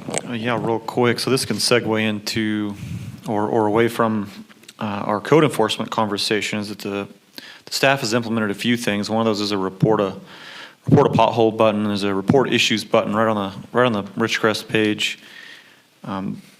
Staff has also implemented the ability to port over the calendar into your personal calendar, or you can just download it as a document. So those are just two things I wanted to put out there. So I'm assuming something like this is going to be on that calendar, but I don't know. I believe it is. I do not control said calendar. I believe it is. I know that Yeah. there's a lot of work from the back end between the city But and I- chamber and everyone getting. But I those do know things as soon as I saw the staff put it out, I went out and looked myself to make sure everything was going to be there, and it's actually a pretty handy calendar. So that's all I got. Any other council announcements? I want to extend a warm welcome to new police chief, Chief Mario Isid. Thanks for coming to the desert. I know this desert, this community will grow on you and you'll like it down the road. So thank you very much. I appreciate you coming here, and thank your family for letting you come over here. Right. Thanks, Chief. Any other council announcements or direction? No? Okay. We'll go ahead and move on with our consent calendar. All items listed on the consent are considered to be routine and non-controversial by city staff. Consent items may be approved by one motion if no member of the council or audience wishes to comment or ask questions. If comment or discussion is desired by anyone, the item will be removed from the consent calendar and will be considered in listed sequence with an opportunity for any member of the public to address the city council concerning the item before action is taken. I will now read the 6 consent calendar items. Item number 1, proposed action to approve draft minutes of the Ridgecrest City Council regular meeting dated May 15th, 2024.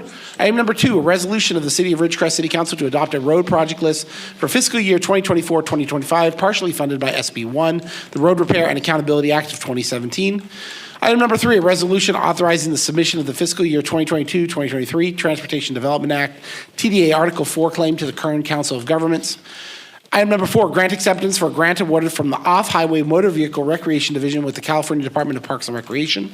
Item number 5, authorization for the city manager, Ron Strand, to sign the notice of completion for the emergency well rehab project located in Freedom Park, for the city clerk to file the notice of completion, and for city staff to release retention in the amount of $8,800.00 to the contractor Water Well Service, Inc. within 30 days after recordation of the notice of completion. And number 6 is authorization for the city manager, Ron Strand, to sign the notice of completion for the installation of a mow curb and French drain system located at the splash pad, for the city clerk to file the notice of completion, and for city staff to release retention in the amount of $3,525.00 to the contractor CLC Construction within 30 days after recordation of the notice of completion. Does any member of the council wish to have an item pulled? No. Hearing none, does any member of the public wish to have an item pulled? Item number 2 has been requested to be pulled. Sir, your question. We'll go ahead and review item number 2. A resolution of the City of Ridgecrest City Council to adopt a road project list for fiscal year 2024-25, partially funded by SB1, the Road Repair and Accountability Act of 2017. Your question, sir. Yes, as far as the list proper for the public's benefit, where can we see the list with streets listed and time frame for repair? This is one of the highest interest items in town, has been for 20 years. Fix my street, fix my street. Hear it all the time. I still see some pretty bad ones. So the list is on our website on the 5-year plan. We've added a couple streets to it, and then we're also pushing to advance a grant to add Mahan Street to move it up a year. So we've got Lucille Court, and I'm just trying to remember them off the top of my head. Some of them are listed in the resolution. It is listed in the resolution? I thought it was. I was like, man, I couldn't see it. They are listed in the resolution.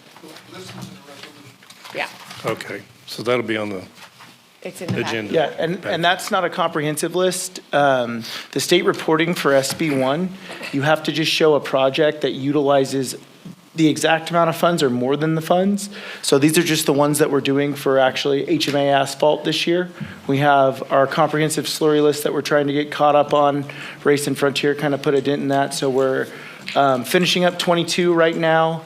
And then our next 5-year plan comes out probably when we adopt our budget. I'll have the map completely updated and all the streets that we'll be doing, and we'll be at roughly about 90% of the streets will have had some sort of maintenance.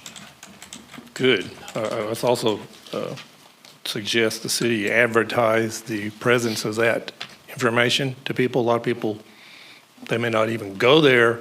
They may not even think it's on the website at all. They see it, and I see a lot of city posts on Facebook. So that's just one more they could throw out there and say, here's the information, here's our street, so they're fixing to get, fixed, here's what's coming up, when. Somebody may be sitting out there, looking at their poor street, thinking, hadn't been fixed for 20 years, and they may see it on the list and get all excited and think, oh, it's finally going to get there, So, okay. Thanks. Absolutely.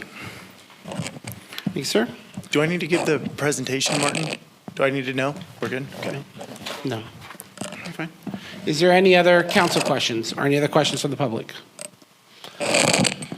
Hearing that, do I have a motion to approve the consent calendar as presented? Motion to approve. I have a motion. Do I have a second? I'll second that motion. I have a motion and second. Please vote. Five ayes, motion carries. Great. Next is our public hearing. So item number 7 is our public hearing and adoption of a resolution of the City Council of the City of Ridgecrest, California, declaring its intent to levy and collect assessments within the City of Ridgecrest Drainage Benefit Assessment District number 2016-1 pursuant to the provisions of the Benefit Assessment Act of 1982, review of the preliminary engineer's report, and authorization to finalize said report for fiscal year 2024-2025. Mr. Reed. Good evening, council. This is our perpetuation. Wait, do I have to open the public hearing first, do I not? Yes. Before he reports. So we'll go ahead and open the public hearing. And You can get the report and then open the public hearing. oh, okay. I was just trying to make sure I had the right order right. Go ahead, Mr. Reed. So this is the continuation and the perpetuation of our Drainage Benefit Assessment District. This accounts for the water that comes off the hill being College Heights area. We have 2 detention basins located in that, and then one at the bottom of the hill near the Bowman Channel. We have not raised the levy for this in the last 4 years, as we haven't had a need for much maintenance. This year, we did not raise the levy again, but we actually we have the ability to raise it up to, if you look in the budget for it, it's in the engineer's report. It goes up, the max goes up by 3.5% per state law every year. We charge $32.12 per equivalent benefit unit, and our maintenance of these sumps, since it's not developed, has been minimal, but obviously we had the big flood. Once I see what we get back from FEMA, we had to reconstruct 2 of the sumps in that area. I will know what the number is that will come out of the Drainage Benefit Assessment District, which is what it was designed to do, to maintain our drainage and make sure that we don't have issues like we saw in Hurricane Hillary.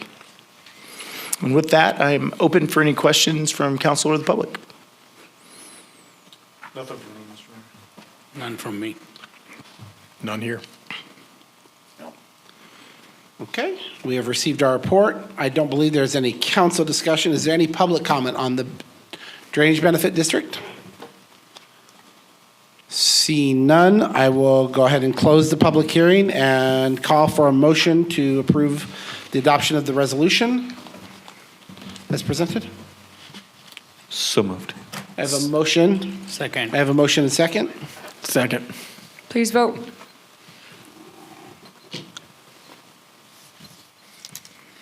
Five ayes, motion carries.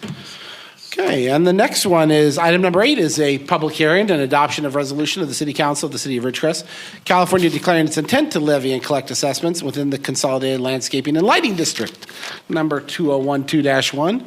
Review of the preliminary engineer's report and authorization to finalize said report for fiscal year 24-25. We'll go ahead and open the public hearing and receive report from Mr. Reed. Yes, council. So this is, as you know, you guys passed the collection and levying of the new zone for Mojave View of Zone 6. This is the continuation and perpetuation of our existing zone. Next year at this time, when we come back, I will have consolidated all into one report.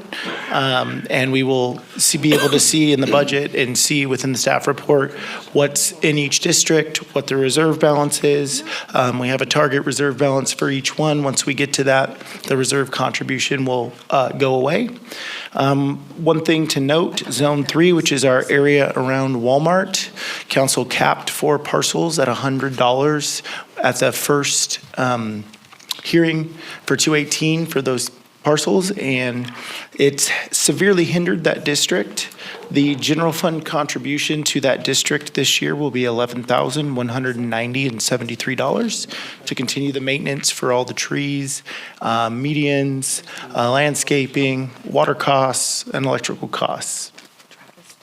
All of our other zones, we do have some maintenance we need to get out and do. The flood did wash out a portion of the DG in zone 6, or zone 5, zone 4 for track 6908. And we are currently working with our contractor, which is under contract for 1 more year, to get that remedied. And with that, I am open for any questions. Okay. Travis, if I may, Martin was just pointing out that both of them state that you were for accepting written protests, which means you probably sent notices out. No, sir. The only time notices go out are 218 hearings at the beginning for a landscape planning district. So I just wanted to state that for the last one and for this one, I have received no written protests. Correct. Written protests would have to Just so come it's on from a file. property owner within that district, should he decide to. But it's been on their tax roll and levy since 2012. Has not changed. It's just the only change that it can do is the maximum assessment can go up a maximum of 3.5%. Per the California code, which I left my binder over there, and we've raised the assessment, the 3.5% for the maximum. There's 2 zones because of the amount of landscape, amount of streetlights, and amount of stuff like that, that the 3.5% was implied, but for the majority of the other ones, they remain the same. We saw a slight decrease in the cost for streetlights this year, just due to our LED and Option E program, so we try to pass that on to our residents. And so if we wanted to cure that deficit, we'd have to go back to 218, correct? If you want to clear the deficit and cure it. raise the taxes, so technically, council has the right, because the 218 hearing was done, and it was voted into, and all those parcels were added into the hearing. Council can change the levy and go back to the normal levy if they want to cover the cost up to the maximum. And I know you guys don't have the budget in front of you because the engineer's report is about 80 pages long, but there is a copy with the city clerk for anyone's viewing. But you can charge all the parcels up to $1.48 in that zone. We currently have an EBU levied of $1.38, and required to cover the actual hard maintenance and everything that doesn't include the soft costs, which we're allowed to bill for it, is $1.27. But they changed the equivalent benefit unit for those down to 100, and that's what got them to the $100 cap when it was first levied. So it's only gone up by 3.5% since then. And with the original contribution from all the people in the zone, last year was the first year that we actually made a $5,000 general fund contribution. The 4 parcels are the 4 behind Walmart on Bowman. They're undeveloped. And so if you were wondering where they were. So they would obviously not have the same as developed, but we can add it. Yeah, we've talked about this before. Okay. It's ringing a bell. Yeah, we've talked about this before. And we've talked about this before, and we had opted to not go through the process of increasing it, and that was about a year ago. And I think that the key element is how much is it impacting the general fund, and you said we're at about 11,000. Correct, and that, we're technically right now at a reserve deficit of about 5,000, and after this year, the reserve deficit will be up to $16,747.25, which means in the past 2 years, general fund in last year and this year combined, general funds supplied $16,747. So it sounds like at this point we need to do something about it. Sounds like we're pretty close. I think we need to do, I don't know what the mechanism is, but if we don't need to keep digging in the general fund. Yep, so if council wishes, I can, so the engineer's report is prepared. Council does have the option for me to go back and reevaluate it, or I can take council direction and reevaluate it and figure out what the actual true equivalent benefit unit is, and we can adjust the equivalent benefit unit next year at this time for the report. At this time next year. Correct. We're absorbing this year pretty much either way at this stage. No, Where we're at. the timing to get it in to Right. get anything billed right now, it's tight with these. I kind of Yeah, no, let this linger longer than I should have. Okay, well, then my suggestion would be that we absorb this year, Year. but it definitely absolutely gets fixed by next year. Yeah, I would say that the mandate is that. But I do remember next it year- being no small thing to reevaluate those benefit units. That was. No, it's a robust equation. it It's is spelled out in not- the report. It's like black magic. Yeah. So, but we can absolutely do that. And math is one thing I actually Yeah, am a little bit you good do the at. magic, Travis. I trust you. All right. And so are we talking about the undeveloped properties? Correct. It would be behind those, Walmart? it would be the 4 properties that were capped at the beginning. So they were capped at $100, Right. regardless of what the equivalent benefit unit said. So we've kept that cap and only increased them by 3.5% Because- following the mandate of. So they're still, those properties are still undeveloped, and the immediate roadway in front of those properties is undeveloped. It's just across the street where there's a fence and some, There's medians and there's. There's landscaped medians, the road was widened in front of them. There was utilities that were extended that front them now on Silver Ridge. There's. on the backside. Yes, there was a majority of things. There's two of the properties that actually do not front Bowman Road. They would front and have legal access from Bataan, but they were part of the original district because they were the continuation of the commercial lots to Sunland, which is where the improvements on Bowman stopped. And so would they be considered benefiting from this? I guess if it's undeveloped, I'm still conservative on whether or not to be taxing them, too heavily on property that is not developed and not, because it puts them in a burden of, just owning property that they've owned, and then they didn't have any control over, the They had a circumstances in vote. which- Yeah, they had a vote at the beginning. Yeah. And obviously, when there's a vote that for the full district, it's every vote per parcel. I don't remember what the exact vote is, but if I had to guess, I would guess that the 6 parcels that are associated with Walmart probably voted yes, and those 4 probably voted no. So, and it's a 50% plus 1, so. Yeah. Because I see the city aspect of it, but also see the position of the folks that have owned that land for decades, and for that land to cost them excessively to just own it, I have a little. But they do have the benefit of all the improvements that are around there. So their property value that they can resell that undeveloped land for has improved in value. Right. I'm just saying this is something we have to take into consideration. It's a that direct benefit on the peripheral properties and. Yeah, or well, just- because of having Bowman developed with the medians and everything else around there, whoever does end up buying that land is going to get a direct benefit of it. And you're saying that there's substantial increase in development of the medians over when we had this discussion prior, because I sat in those discussions with the property owners when they came in and. Yeah, it was that their, when it was capped was, I believe, either at the beginning of the district or it was after the first year when council decided to lower theirs. I can't remember if it was the first or the second. But like I said, we can recalculate, see what the actual true equivalent benefit unit was, and I can give you guys a difference and maybe make a presentation before I bring this next year. Or if you guys wish to, we can hold off and I can scramble to try to get it done before next meeting. Yeah.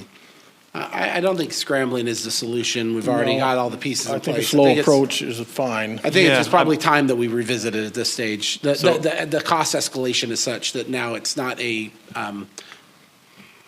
negligible amount. It's less negligible now. And I would 100% agree with you that the cost will become further less negligible because when we bid this again next year, the cost for the landscaping, which had a natural escalator built into it, I'm sure it will go up when we bid it the first time. The winner was about 50% less than the next low bidder. So I could imagine that next year you could probably see a deficit of around 25 grand would be my guess in that district alone. Yeah. So, No, I agree there needs to be some type of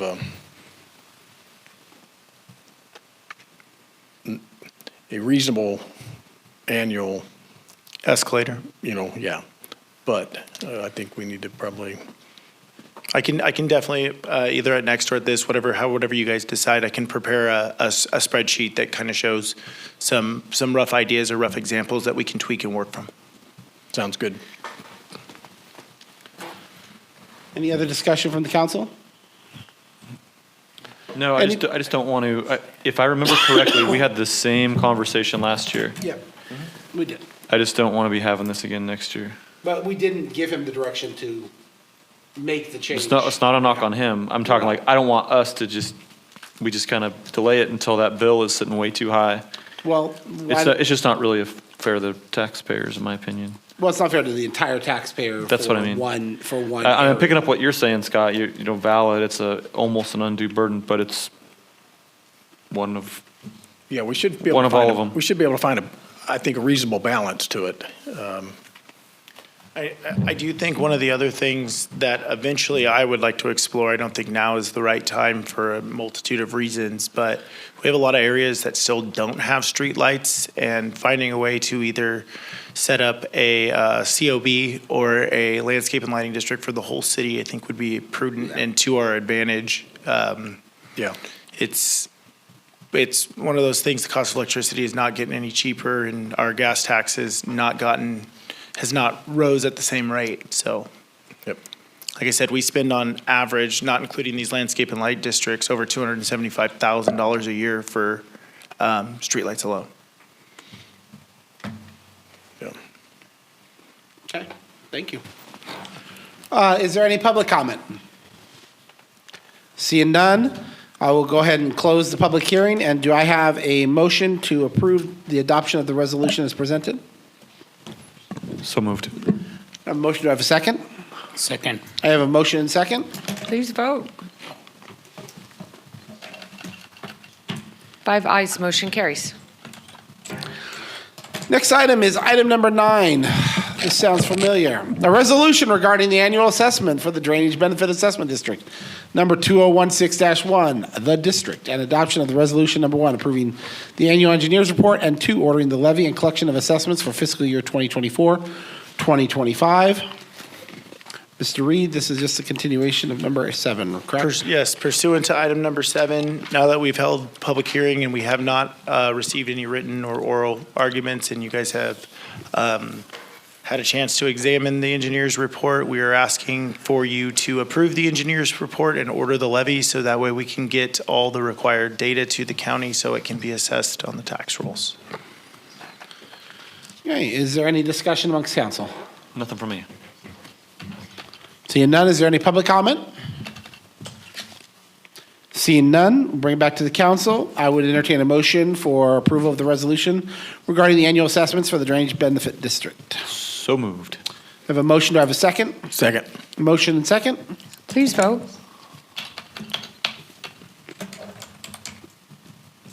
5 ayes, motion carries. And number 10 is a resolution regarding the annual assessments for the Consolidated Landscaping and Lighting District, number 2012-1, the district, and adoption of the resolution approving the annual engineer's report, and 2, ordering the levy and collection of assessments for fiscal year 2024-25.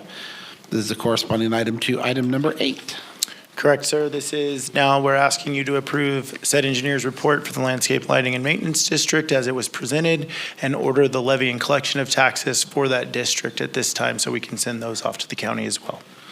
Is there any council comments? No questions from me. No council comments. Is there any public comment? Seeing none, I'll bring it back to the council. Do I have a motion for approval of the resolution regarding the annual assessments for the Consolidated Landscaping and Lighting District, number 2012-1? So moved. Second. I have a motion and second. Please vote. 5 ayes, motion carries. Next item is item number 11. Item number 11 is a resolution of the Ridgecrest City Council approving a community development action agreement with the County of Kern for funding for skate park shaded seating area project in the amount of $108,346, and accepting the terms of the receipt of the CDBG funds, and authorizing the city manager to sign the agreement. Ms. Wagner. Good evening, Council. So I did put together just a quick presentation, just kind of refresh everyone's memory, because we did apply for this grant a while ago. So this was held as a public hearing back in 2021. And now we have the agreement from the Board of Supervisors for the county. So this is for the Community Development Block Grant, and this is for the skate park shaded seating area. So the project benefits, it provides an area for our visitors to sit while keeping people that are not skating safe. We've had several complaints about people sitting on the actual skate fixtures because there is nowhere for them to sit. So this will provide an area for them to actually be able to sit and visit and watch people skate. This project is supported by community members and was brought to quality of life and discussed as well. And so I did include some pictures of what the skate park looks like now. As you can see, there is no seating, no shade. And the next slide shows the triangle, which is where we're proposing to put the shaded seating area. And I showed two examples of shaded areas that I'm looking into currently. One of them is a metal roof, which would have more longevity. Also, because of the location of where it's at, it will withhold any kind of vandalism or anything like that. And the other option is the fabric shade.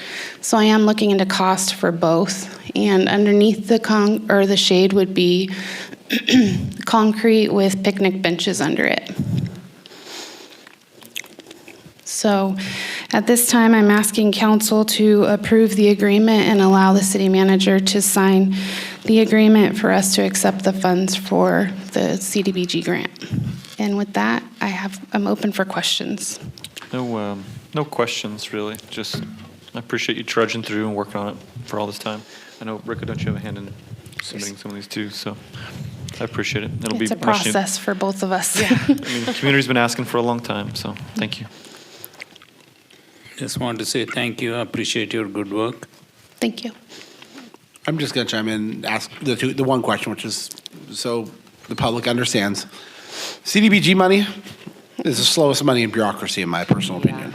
That's what I've discovered after sitting up here for close to 4 years is it's the slowest money in the world. Mm-hmm. But if you don't always have a plan for what you're going to do with it, you're going to lose it. And that's why we always have a plan in action. So the plan in action for next year, for the CDBG money, next year has already got a plan. Yes, we've submitted already 2 additional projects, one of which is upper field shade for the softball field that doesn't have any over spectator seating and the dugout, or no, just the spectator seating, and the dugouts, huh? Yeah. So that'll provide shade over that field's area, and then the one after that is an application for the Freedom Park Playground. Yeah. And this is why I'm highlighting this, is because it just takes time. These things don't happen fast. And I'm guessing we're probably going to get another one soon to apply for. Yeah, the 25-26 action plan will be coming up soon. So this one, we did the public hearing on it in December of 2021, and it didn't go to the Board of Supervisors till March of 2024. Yeah. We were waiting on environmental and everything else all that time. Yeah. And I just want the public to know that, we try to move these projects, and any time that there's projects that require grant funding or other funding from another agency, they're going to take time. And I just pointing this out because there's some people have said the pool has taken too long. But I just want to point out from the time the Measure P was passed and put into effect, it's been 15 months to where we are today. Yeah. This had a public hearing in December of 2021. Well, Much and the faster than fence, that. we also have the fence project that we just finally finished up, and that was in 2020. 20. That was 2020 money, yep. And so I just want to point gotta out take that, some blame for that one. that I gotta swallow the sword You for didn't that one. have pull you to. up. I know, was but not even going to throw you we under weren't the going to bus. embarrass you publicly. We would just do it privately. But No, please do the it. simple fact It is was that way too long. what I'm just sharing with the public is we are when we are self-financing or working for ourselves, we can accomplish so much more. And when we're dependent upon other agencies to provide the funding for stuff, this is why bureaucracy slogs through. And I just don't think people quite know that until you put the receipts in front of them. You go, we wanted this from 2021, but it didn't get there until June of 2024. Sorry, but we can't make it go any faster. We don't have that power when somebody else is giving us the money to accomplish something. When we are passing for ourselves and doing things like Measure V and Measure P, and we're self-financing the things that we know are important to us and our citizens, it's amazing what we can get accomplished. So, Mr. Raymond. So I have a question on the, I love the project. I think it's shade's really important out there. And will it be designed with the seating area underneath so that it's not a skater feature? Oh, good point. The best that we can. I mean, they're kids, so I feel like they'll turn anything into it if they can. Yeah. I think a lot of it will also have to do with the type of benches that we put. Yeah. So I think that'll be a big thing, is looking into those. And then also probably how we position them underneath, so. Yeah. We're not going to position them parallel with the skating park. They will sit perpendicular to it, so Yeah. it's a lot harder. Yeah. And one Not other going to put up like concrete benches. You're also Yeah, going I to know, put a lot it's gonna of be concrete. Definitely not park for them concrete to ride benches, on because to. they'll really use them then. I will say this too, one of the other things that Nerissa and I were out there and we talked to some of the kids that were out at the skate park, and there's a couple obstacles right now that they don't feel they have adequate room to run up to because of the slopes. And there's quite a few piles of dirt out at Leroy Jackson if you haven't been out there lately, and Griffith has offered they're going to go ahead and spread that out behind what they call the 8 stair out there to give them a little bit more room to run up, and we're hoping to be able to include that with this project to be able to add some concrete there to allow them to And we did budget for that concrete, so. fulfill that and use that It's there. obstacle to hopefully help aid them in staying off the non-obstacles that we are putting in. Yeah. Okay. Perfect. Thank you. That's very innovative thinking of taking something and making more of it. So thank you for that. Mr. Gorman. Nothing? Okay. We've had council comments. Are there any public comments? Seeing none, we'll bring it back to the council. Do I have a motion for approval of the resolution of the Ridgecrest City Council approving a community Motion. development action activity agreement with the County of Kern? Motion to approve. Motion, do I have a second? Second. Don't everybody jump at once. Please vote. You think for money, you guys would all be jumping at us. 5 ayes, motion carries. It's money that's been naturally depreciated by being from December of 2021. See, because with like 10% inflation, it's already, 1/9 of the same value, so. I know, I'm just teasing. I was just making an inflation joke, sorry. Next item is item number 12 is a resolution to amend a professional services agreement with Weldon Engineering for $28,600 to provide additional design for the extended project limits for the Bowman Channel between South Norma and South China Lake Boulevard. Mr. Reed. So, true to fashion, I'm back asking for more. I can never just leave a project alone. I'll go ahead and fall on that sword as well.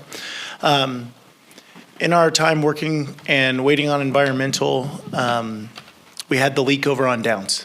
And the leak over on Downs prompted me with some of the remaining money that we have in the project for FY22 Measure V, working with Griffith to allow us to make that intersection to its full capability, so that way it's built out.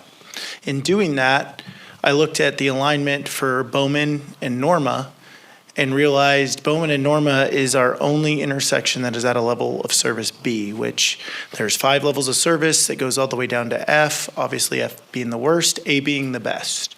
Norma and Bowman right now is our only level of service B, with us upzoning the area to R4 over there. Both Heather and I feel that that's probably the most likely area that's going to be the next to develop.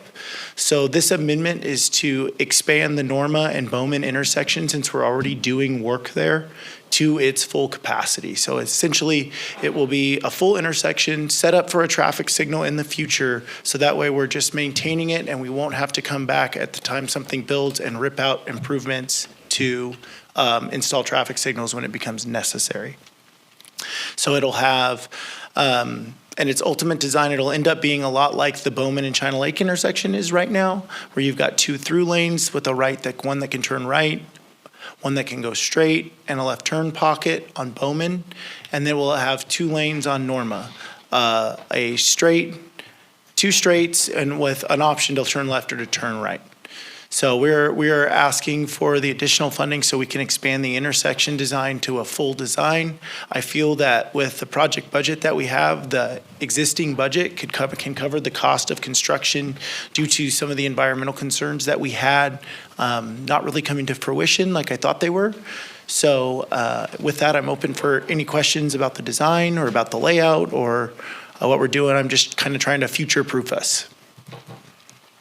Will there be a Fifth Amendment? No, sir, I hope not, at least not for PE. No. That project has morphed from literally doing a culvert to doing the whole channel to now controlling water over the side, and now this is the last piece of the puzzle, and I swore that I will not tinker with it anymore. No. No questions. I understand what you're doing here. I appreciate you putting in the work. The community deserves it. I think it's been the entire town, as I talk to them, they all realize you coming on as a public works director, they have seen things come together in a way they weren't together before. So I appreciate these are those little things, these steps that you take that make the community better for the future. I appreciate it. Thank you, sir. Any other council comments? I do. The intersection, Norma and Bowman, is currently B rated.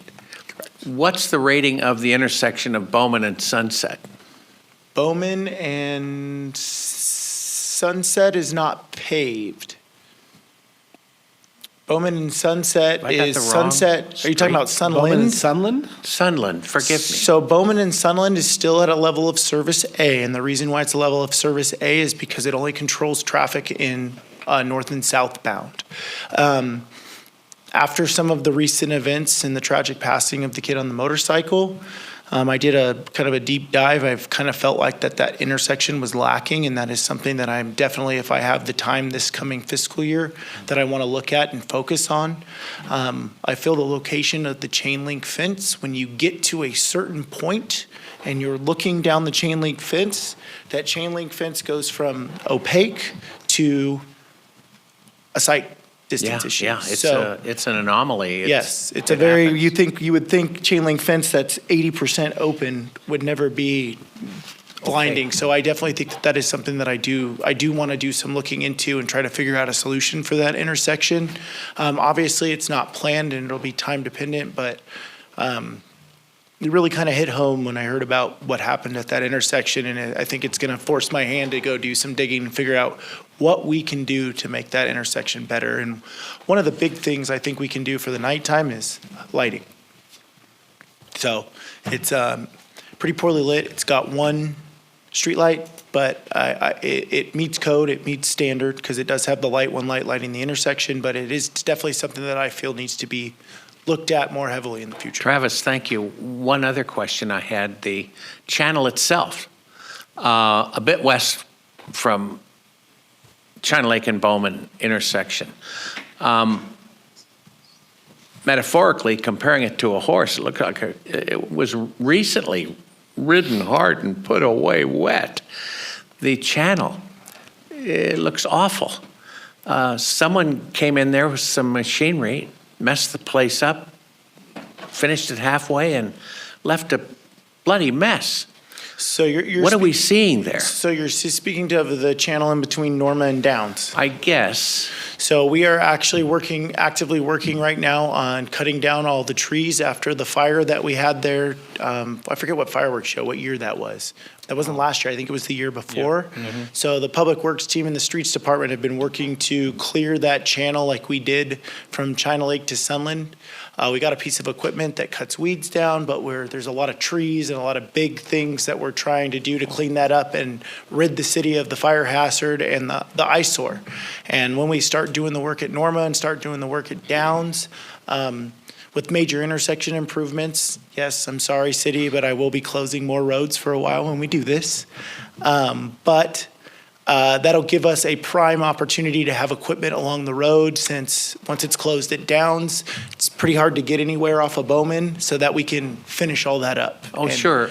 I just haven't seen anybody out there. I saw some machines and hard hats and vests make a worthy start, but everything finished, everything stopped and left a mess. It's We ought to slurry have a season, sign. sir.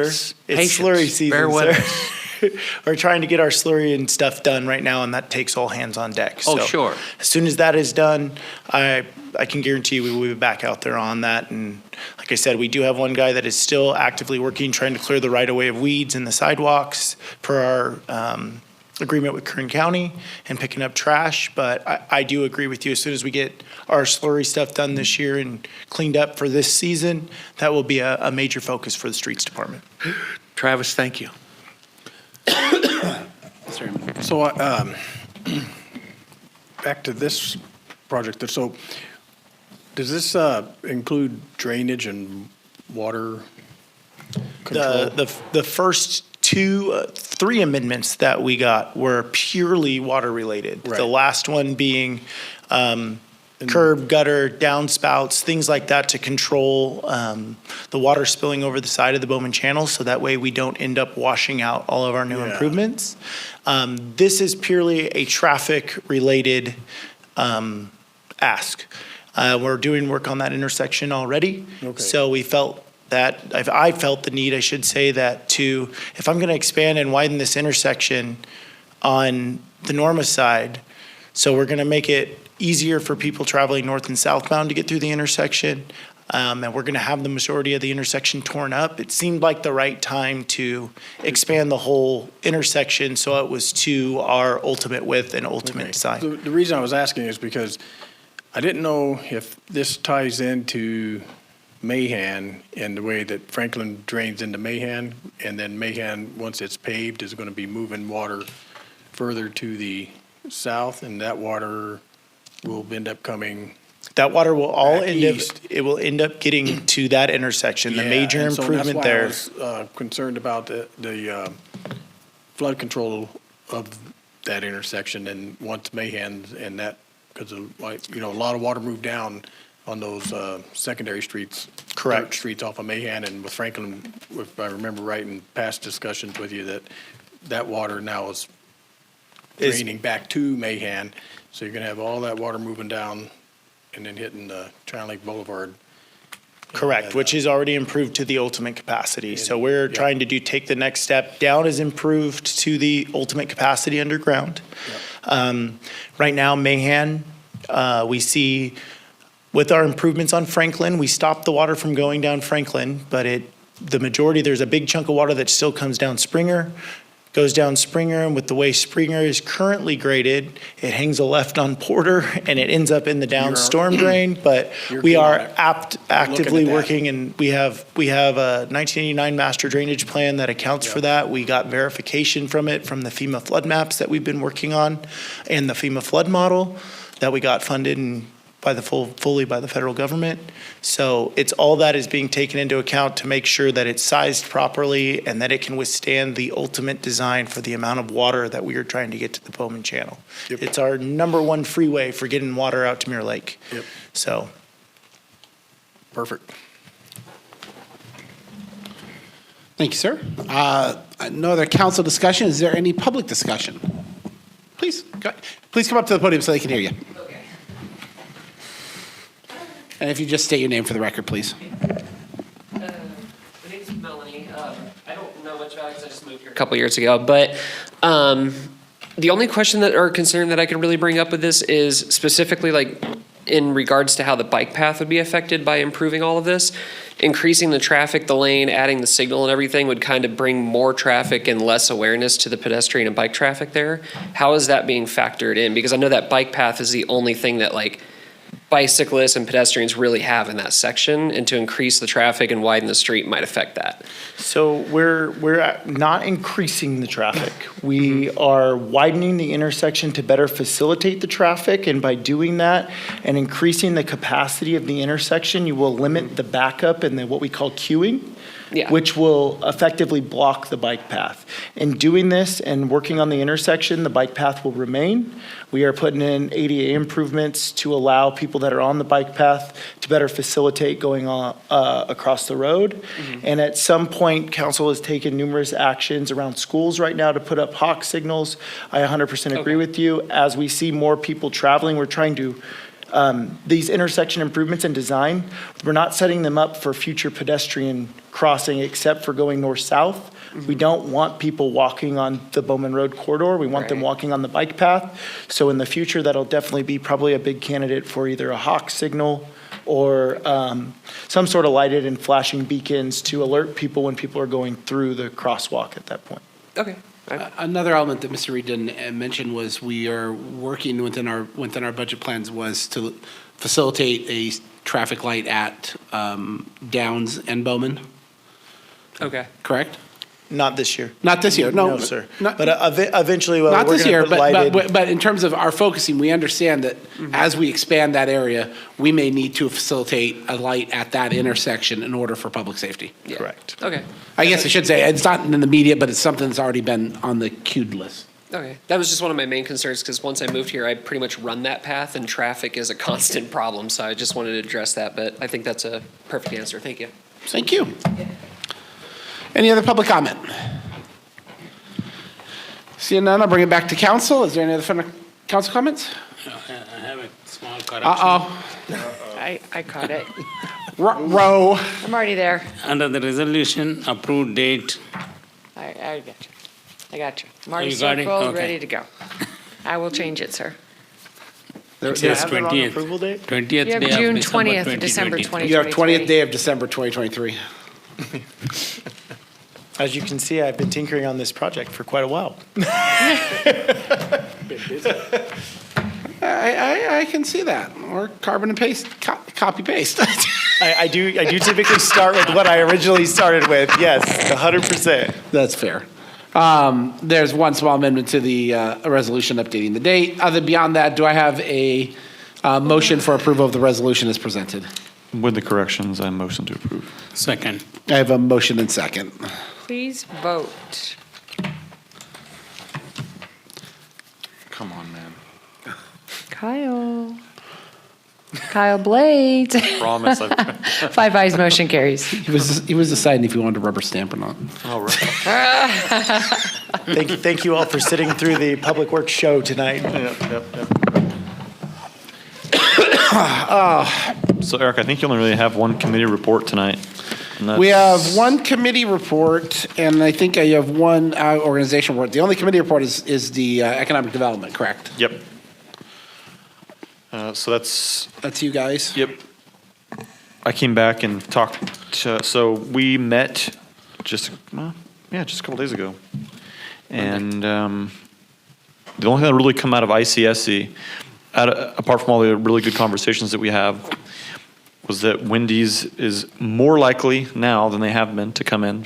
They're moving along. Things look good, but I'm not going to make any promises for them until we see building permits that I can't count on anything. Let's see. We also talked a little bit about the farmer's market, and just it appears to be going well. We keep looking at the numbers. It's got pretty good traffic. I don't know how tonight went. I wasn't out there.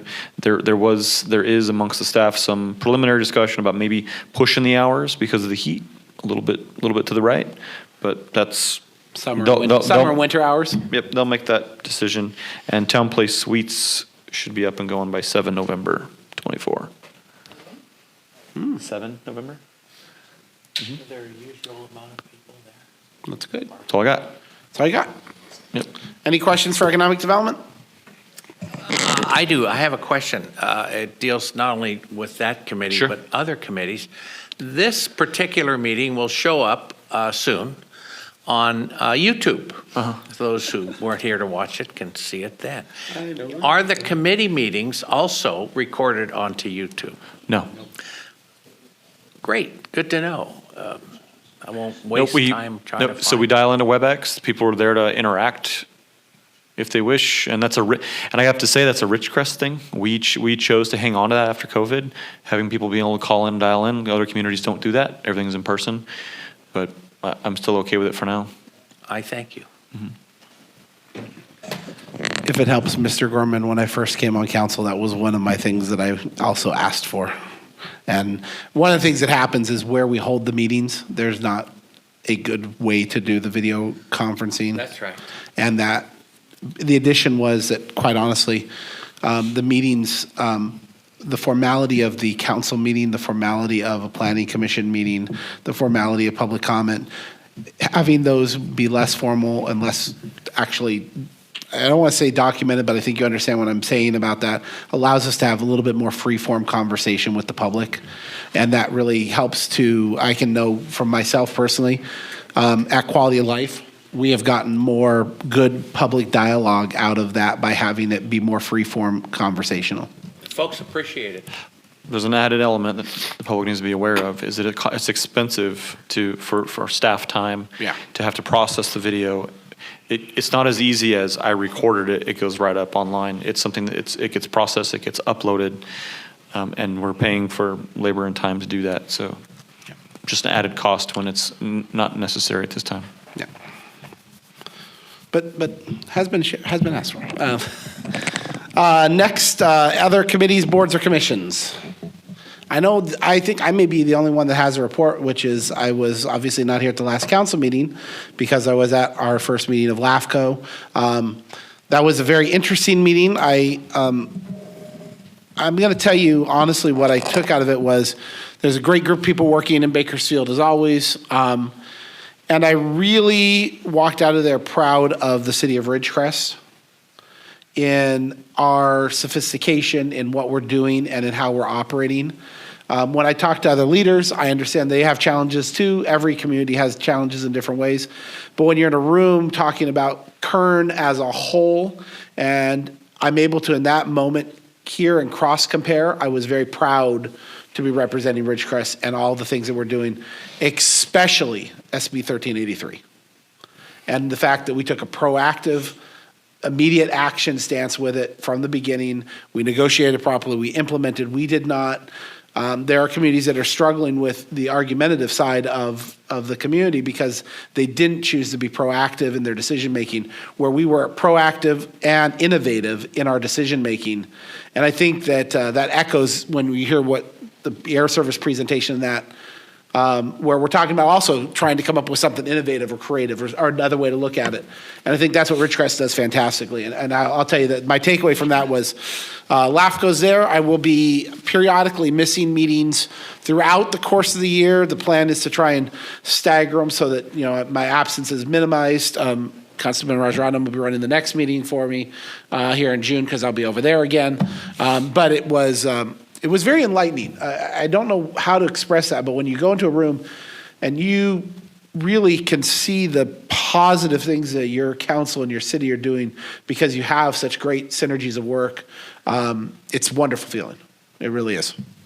That would be my one report from LAFCO. I got a lot more to go, but it was definitely entertaining and interesting to see. City manager report. I have nothing to add. Future agenda items. I guess future agenda items can roll right into council comments. That's that our meeting is going to be canceled on July the 3rd. Yep. I had that on my final notes. That's definitely, you want to go? I don't hear any future agenda items. I'll let Mr. Blades be the final for council comments. Nothing extravagant, just to you, the rest of the council. I will be out June the 19th. I believe that's a meeting. There's a meeting on the 19th, right? Yeah. Is and Eric will be here, so I need to make sure the. You have to confirm that the two of you will be. Because I think it's a heavy. I have a future agenda item. Oh, you have a future agenda item? Oh, I'm sorry. No, I'm sorry. Okay. No, go ahead. No, please go ahead. So I'd like to see about having a agenda item for a discussion of the council on panhandling and loitering in the city, and to just have discussion about the current issue. What are the current ordinances, the possible actions that the city can take, and I think it is an issue. I'll give you an example. I've had several citizens come up and bring this subject up to me. And actually, one was kind of interesting. There was an older lady, a senior citizen age lady, getting out of her car and was confronted by an individual to, probably give him money. And So she eventually got back in her car, and then this person saw what was happening. He was pumping gas, and so he went over to the lady and asked her if she would like him to walk her up to the store, and she said yes. Because a lot of these people are, I mean, there's levels of homelessness and individuals out there, but this is a very capable individual, the person doing the panhandling or the loitering. Can be intimidating to people. I think people have a right to free movement and getting to and from a business in this town without being confronted by this type of activity. So I don't want to, I mean, it's worse than, I've been here 40 years, and I'm telling you, we do have a problem, and I'd like to see it not become an extreme problem. If you've ever been to some of the other towns, Oroville, California. I spent some time there. One of the kids was going to school, and you couldn't walk into a Walmart without it being 10 deep, and it's very disconcerting. So anyway, I'd like to see that, and it could be a discussion with maybe direction, but not necessarily an actionable item. But I'd like to see that on a very near sounds good. meeting. Perfectly reasonable. I apologize, I didn't mean to go over the we're future good. agenda items. Is there any other future agenda items? First time I had an agenda item in Yeah. 4 years. I scooted right over it. Yeah, can I add something there? Councilman Heyman, can I give Chief Issett an opportunity to maybe meet with you privately to discuss that item before we bring it to a full council for discussion?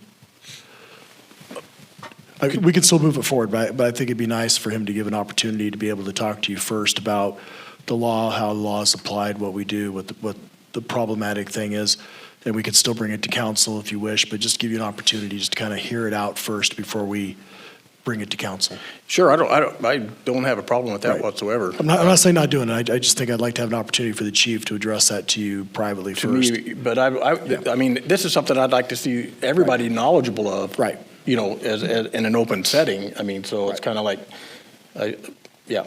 But I'm definitely. I'm okay with bringing an open setting, but I think at least I give would an love to opportunity to kind of sit down, explain. yeah, because I've seen other cities. Because I'd be very interested to know what the legalities are and what other cities have done. I've seen signage in other cities and where they've tried to address the issue, and so. Correct. But I think it'd be nice to have that conversation first, and we can still bring it forward. Sure. But I think it's important for you to kind of maybe hear No, that first. I before we- agree. I would love to do that. Right. So. Okay. Was there any other comments for you? I didn't want to cut you off either. Nope. Okay, Mr. Rajaratnam? Nothing. Mr. Heyman? Any other council comments? Mr. Gorman? Speaking briefly for all the nervous dogs in the community, in that our 4th of July fireworks will be at the end of the month, and the real 4th of July happens 4 or 5 days later. We anticipate that folks with fireworks will perhaps be demonstrably extravagant with those fireworks over those 4 or 5 days. And the fuzzy little critters just go nuts. And if I could say anything to folks with fireworks, don't.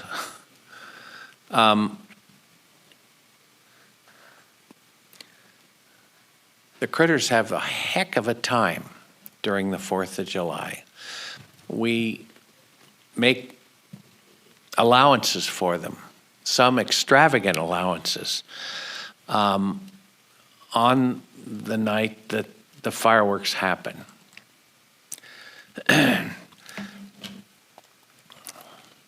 I guess that's it. We're faced with making 4 or 5 days of allowances. Or more. I just hate it. So do they. I think That's all. the biggest thing is the plea to the public to handle your fireworks responsibly, handle them within appropriate times, handle them in a way that respects your neighbors. And if you have somebody that says, I've got an issue with an animal, I've got an issue with something, try to offer them that little bit of respect. Offer them the same respect that you want back. And I think everyone will try and get along the best. Well put. For me, I don't have a whole lot this evening. I wanted to thank everyone. I know this was a long meeting, but you got to hear, three major things that, kind of are coming to fruition. You got the skate park that, we jokingly, is 3 years long, and we got the air service, which I can't stress enough. My wife flew out here, and there's an old Ridgecrest adage about, flying your spouse out to the desert in the middle of the night so they can't understand what they're really getting ready to walk into. Oh, yeah. And my wife flew out here for the first time in July at night, in July 2008, and now 14 years of marriage later, I mean, I'm thrilled that the air service was there, because if I had to drive to LAX to pick her up and drive her all the way back, I'm not sure if we would have survived that first 3-hour drive together. So I really appreciate the air service. And I think it's a very valuable aspect. I think there's some interesting statistics there when we think about what it means to have a community commitment to something. The fact is that Ridgecrest is only going to grow and succeed through our collective efforts, and that's what's been happening so positively, is when we start to come together and these community events and community get-togethers, somebody trying to do something, we're getting so much more. I wanted to put a plug in. It is Pride Month at the end of the month on June 29th. I know that there's a event that's trying to be worked together for the afternoon before the fireworks.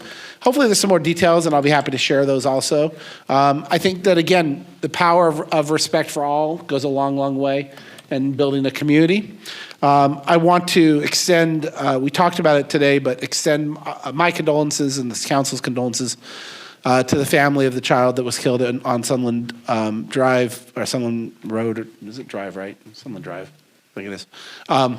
And also let that family and let all the families in this community hear, those are incredible words that Mr. Reed said today. When you get touched by a tragedy and you don't just mourn, but you look to find a way to make it better. Okay, we all mourn the tragic loss of a child, but we spend the time focusing on how we make sure that that tragedy doesn't repeat itself. And you talk about that demonstration in action for Ridgecrest, and that's, I want to put a shout out to the Safe Grad Committee and everything they did last weekend after graduation. Kids had a blast. They played cards. They drank Red Bull. They threw what's cornhole for hours, and every single person walked out of something. But that single event is all because we had a tragedy, we lost somebody, and the community came together to create a safe environment for our high school students. And this year, their fundraising was through the roof on behalf of this community. So I just want to say thank you for making an incredible Safe Grad evening for our graduates. Congratulations to all of our graduates as school season comes to an end, both our high school and our junior high, and even all the way down to our kindergarten graduates. Congratulations. I want to put a personal plug in. You guys do know that I have a day job. At the beginning of the month, we had a situation where we had a older gentleman robbed by assault at one of our ATMs. And I'm just saying it out loud because the gentleman went to the machine at 4 o'clock in the morning. I generally would not encourage you to go to an ATM at 4 o'clock in the morning. But if you should be at an ATM at 4 o'clock in the morning, please be aware of your surroundings. Please be spatially aware. I never like to see somebody like that hurt or harmed in our community. And if you're going to be out doing anything that involves money or financials at that hour, please be spatially aware for your own safety. We never want to imagine that people are out there doing dumb or stupid things, but the fact of the reality is that people are out there doing dumb and stupid things. And then last but not least, I want to reiterate my appreciation to Chief, I'm gonna, because I keep wanting to say Yist, and I know it's Yizit, and welcome him to our community, and share the funny anecdote that at the City Nights event, we were walking around, and of course I'm meeting and talking to people, and I have probably 1,000 people I've met or talked to, and Mario comes up and we talk for about 10 minutes and I walk away and I realize that I'm the idiot that didn't realize I was just talking to our new chief. And, walking back on, with a humility, what I really was so happy with is the man was jovial, happy to be here. Him and his spouse were excited to be part of our community, and we're excited to have you as part of our community. And more importantly, having that leadership back in our department is very important, so we thank you for joining us.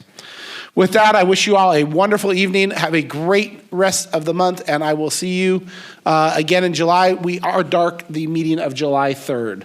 See you at the end of July.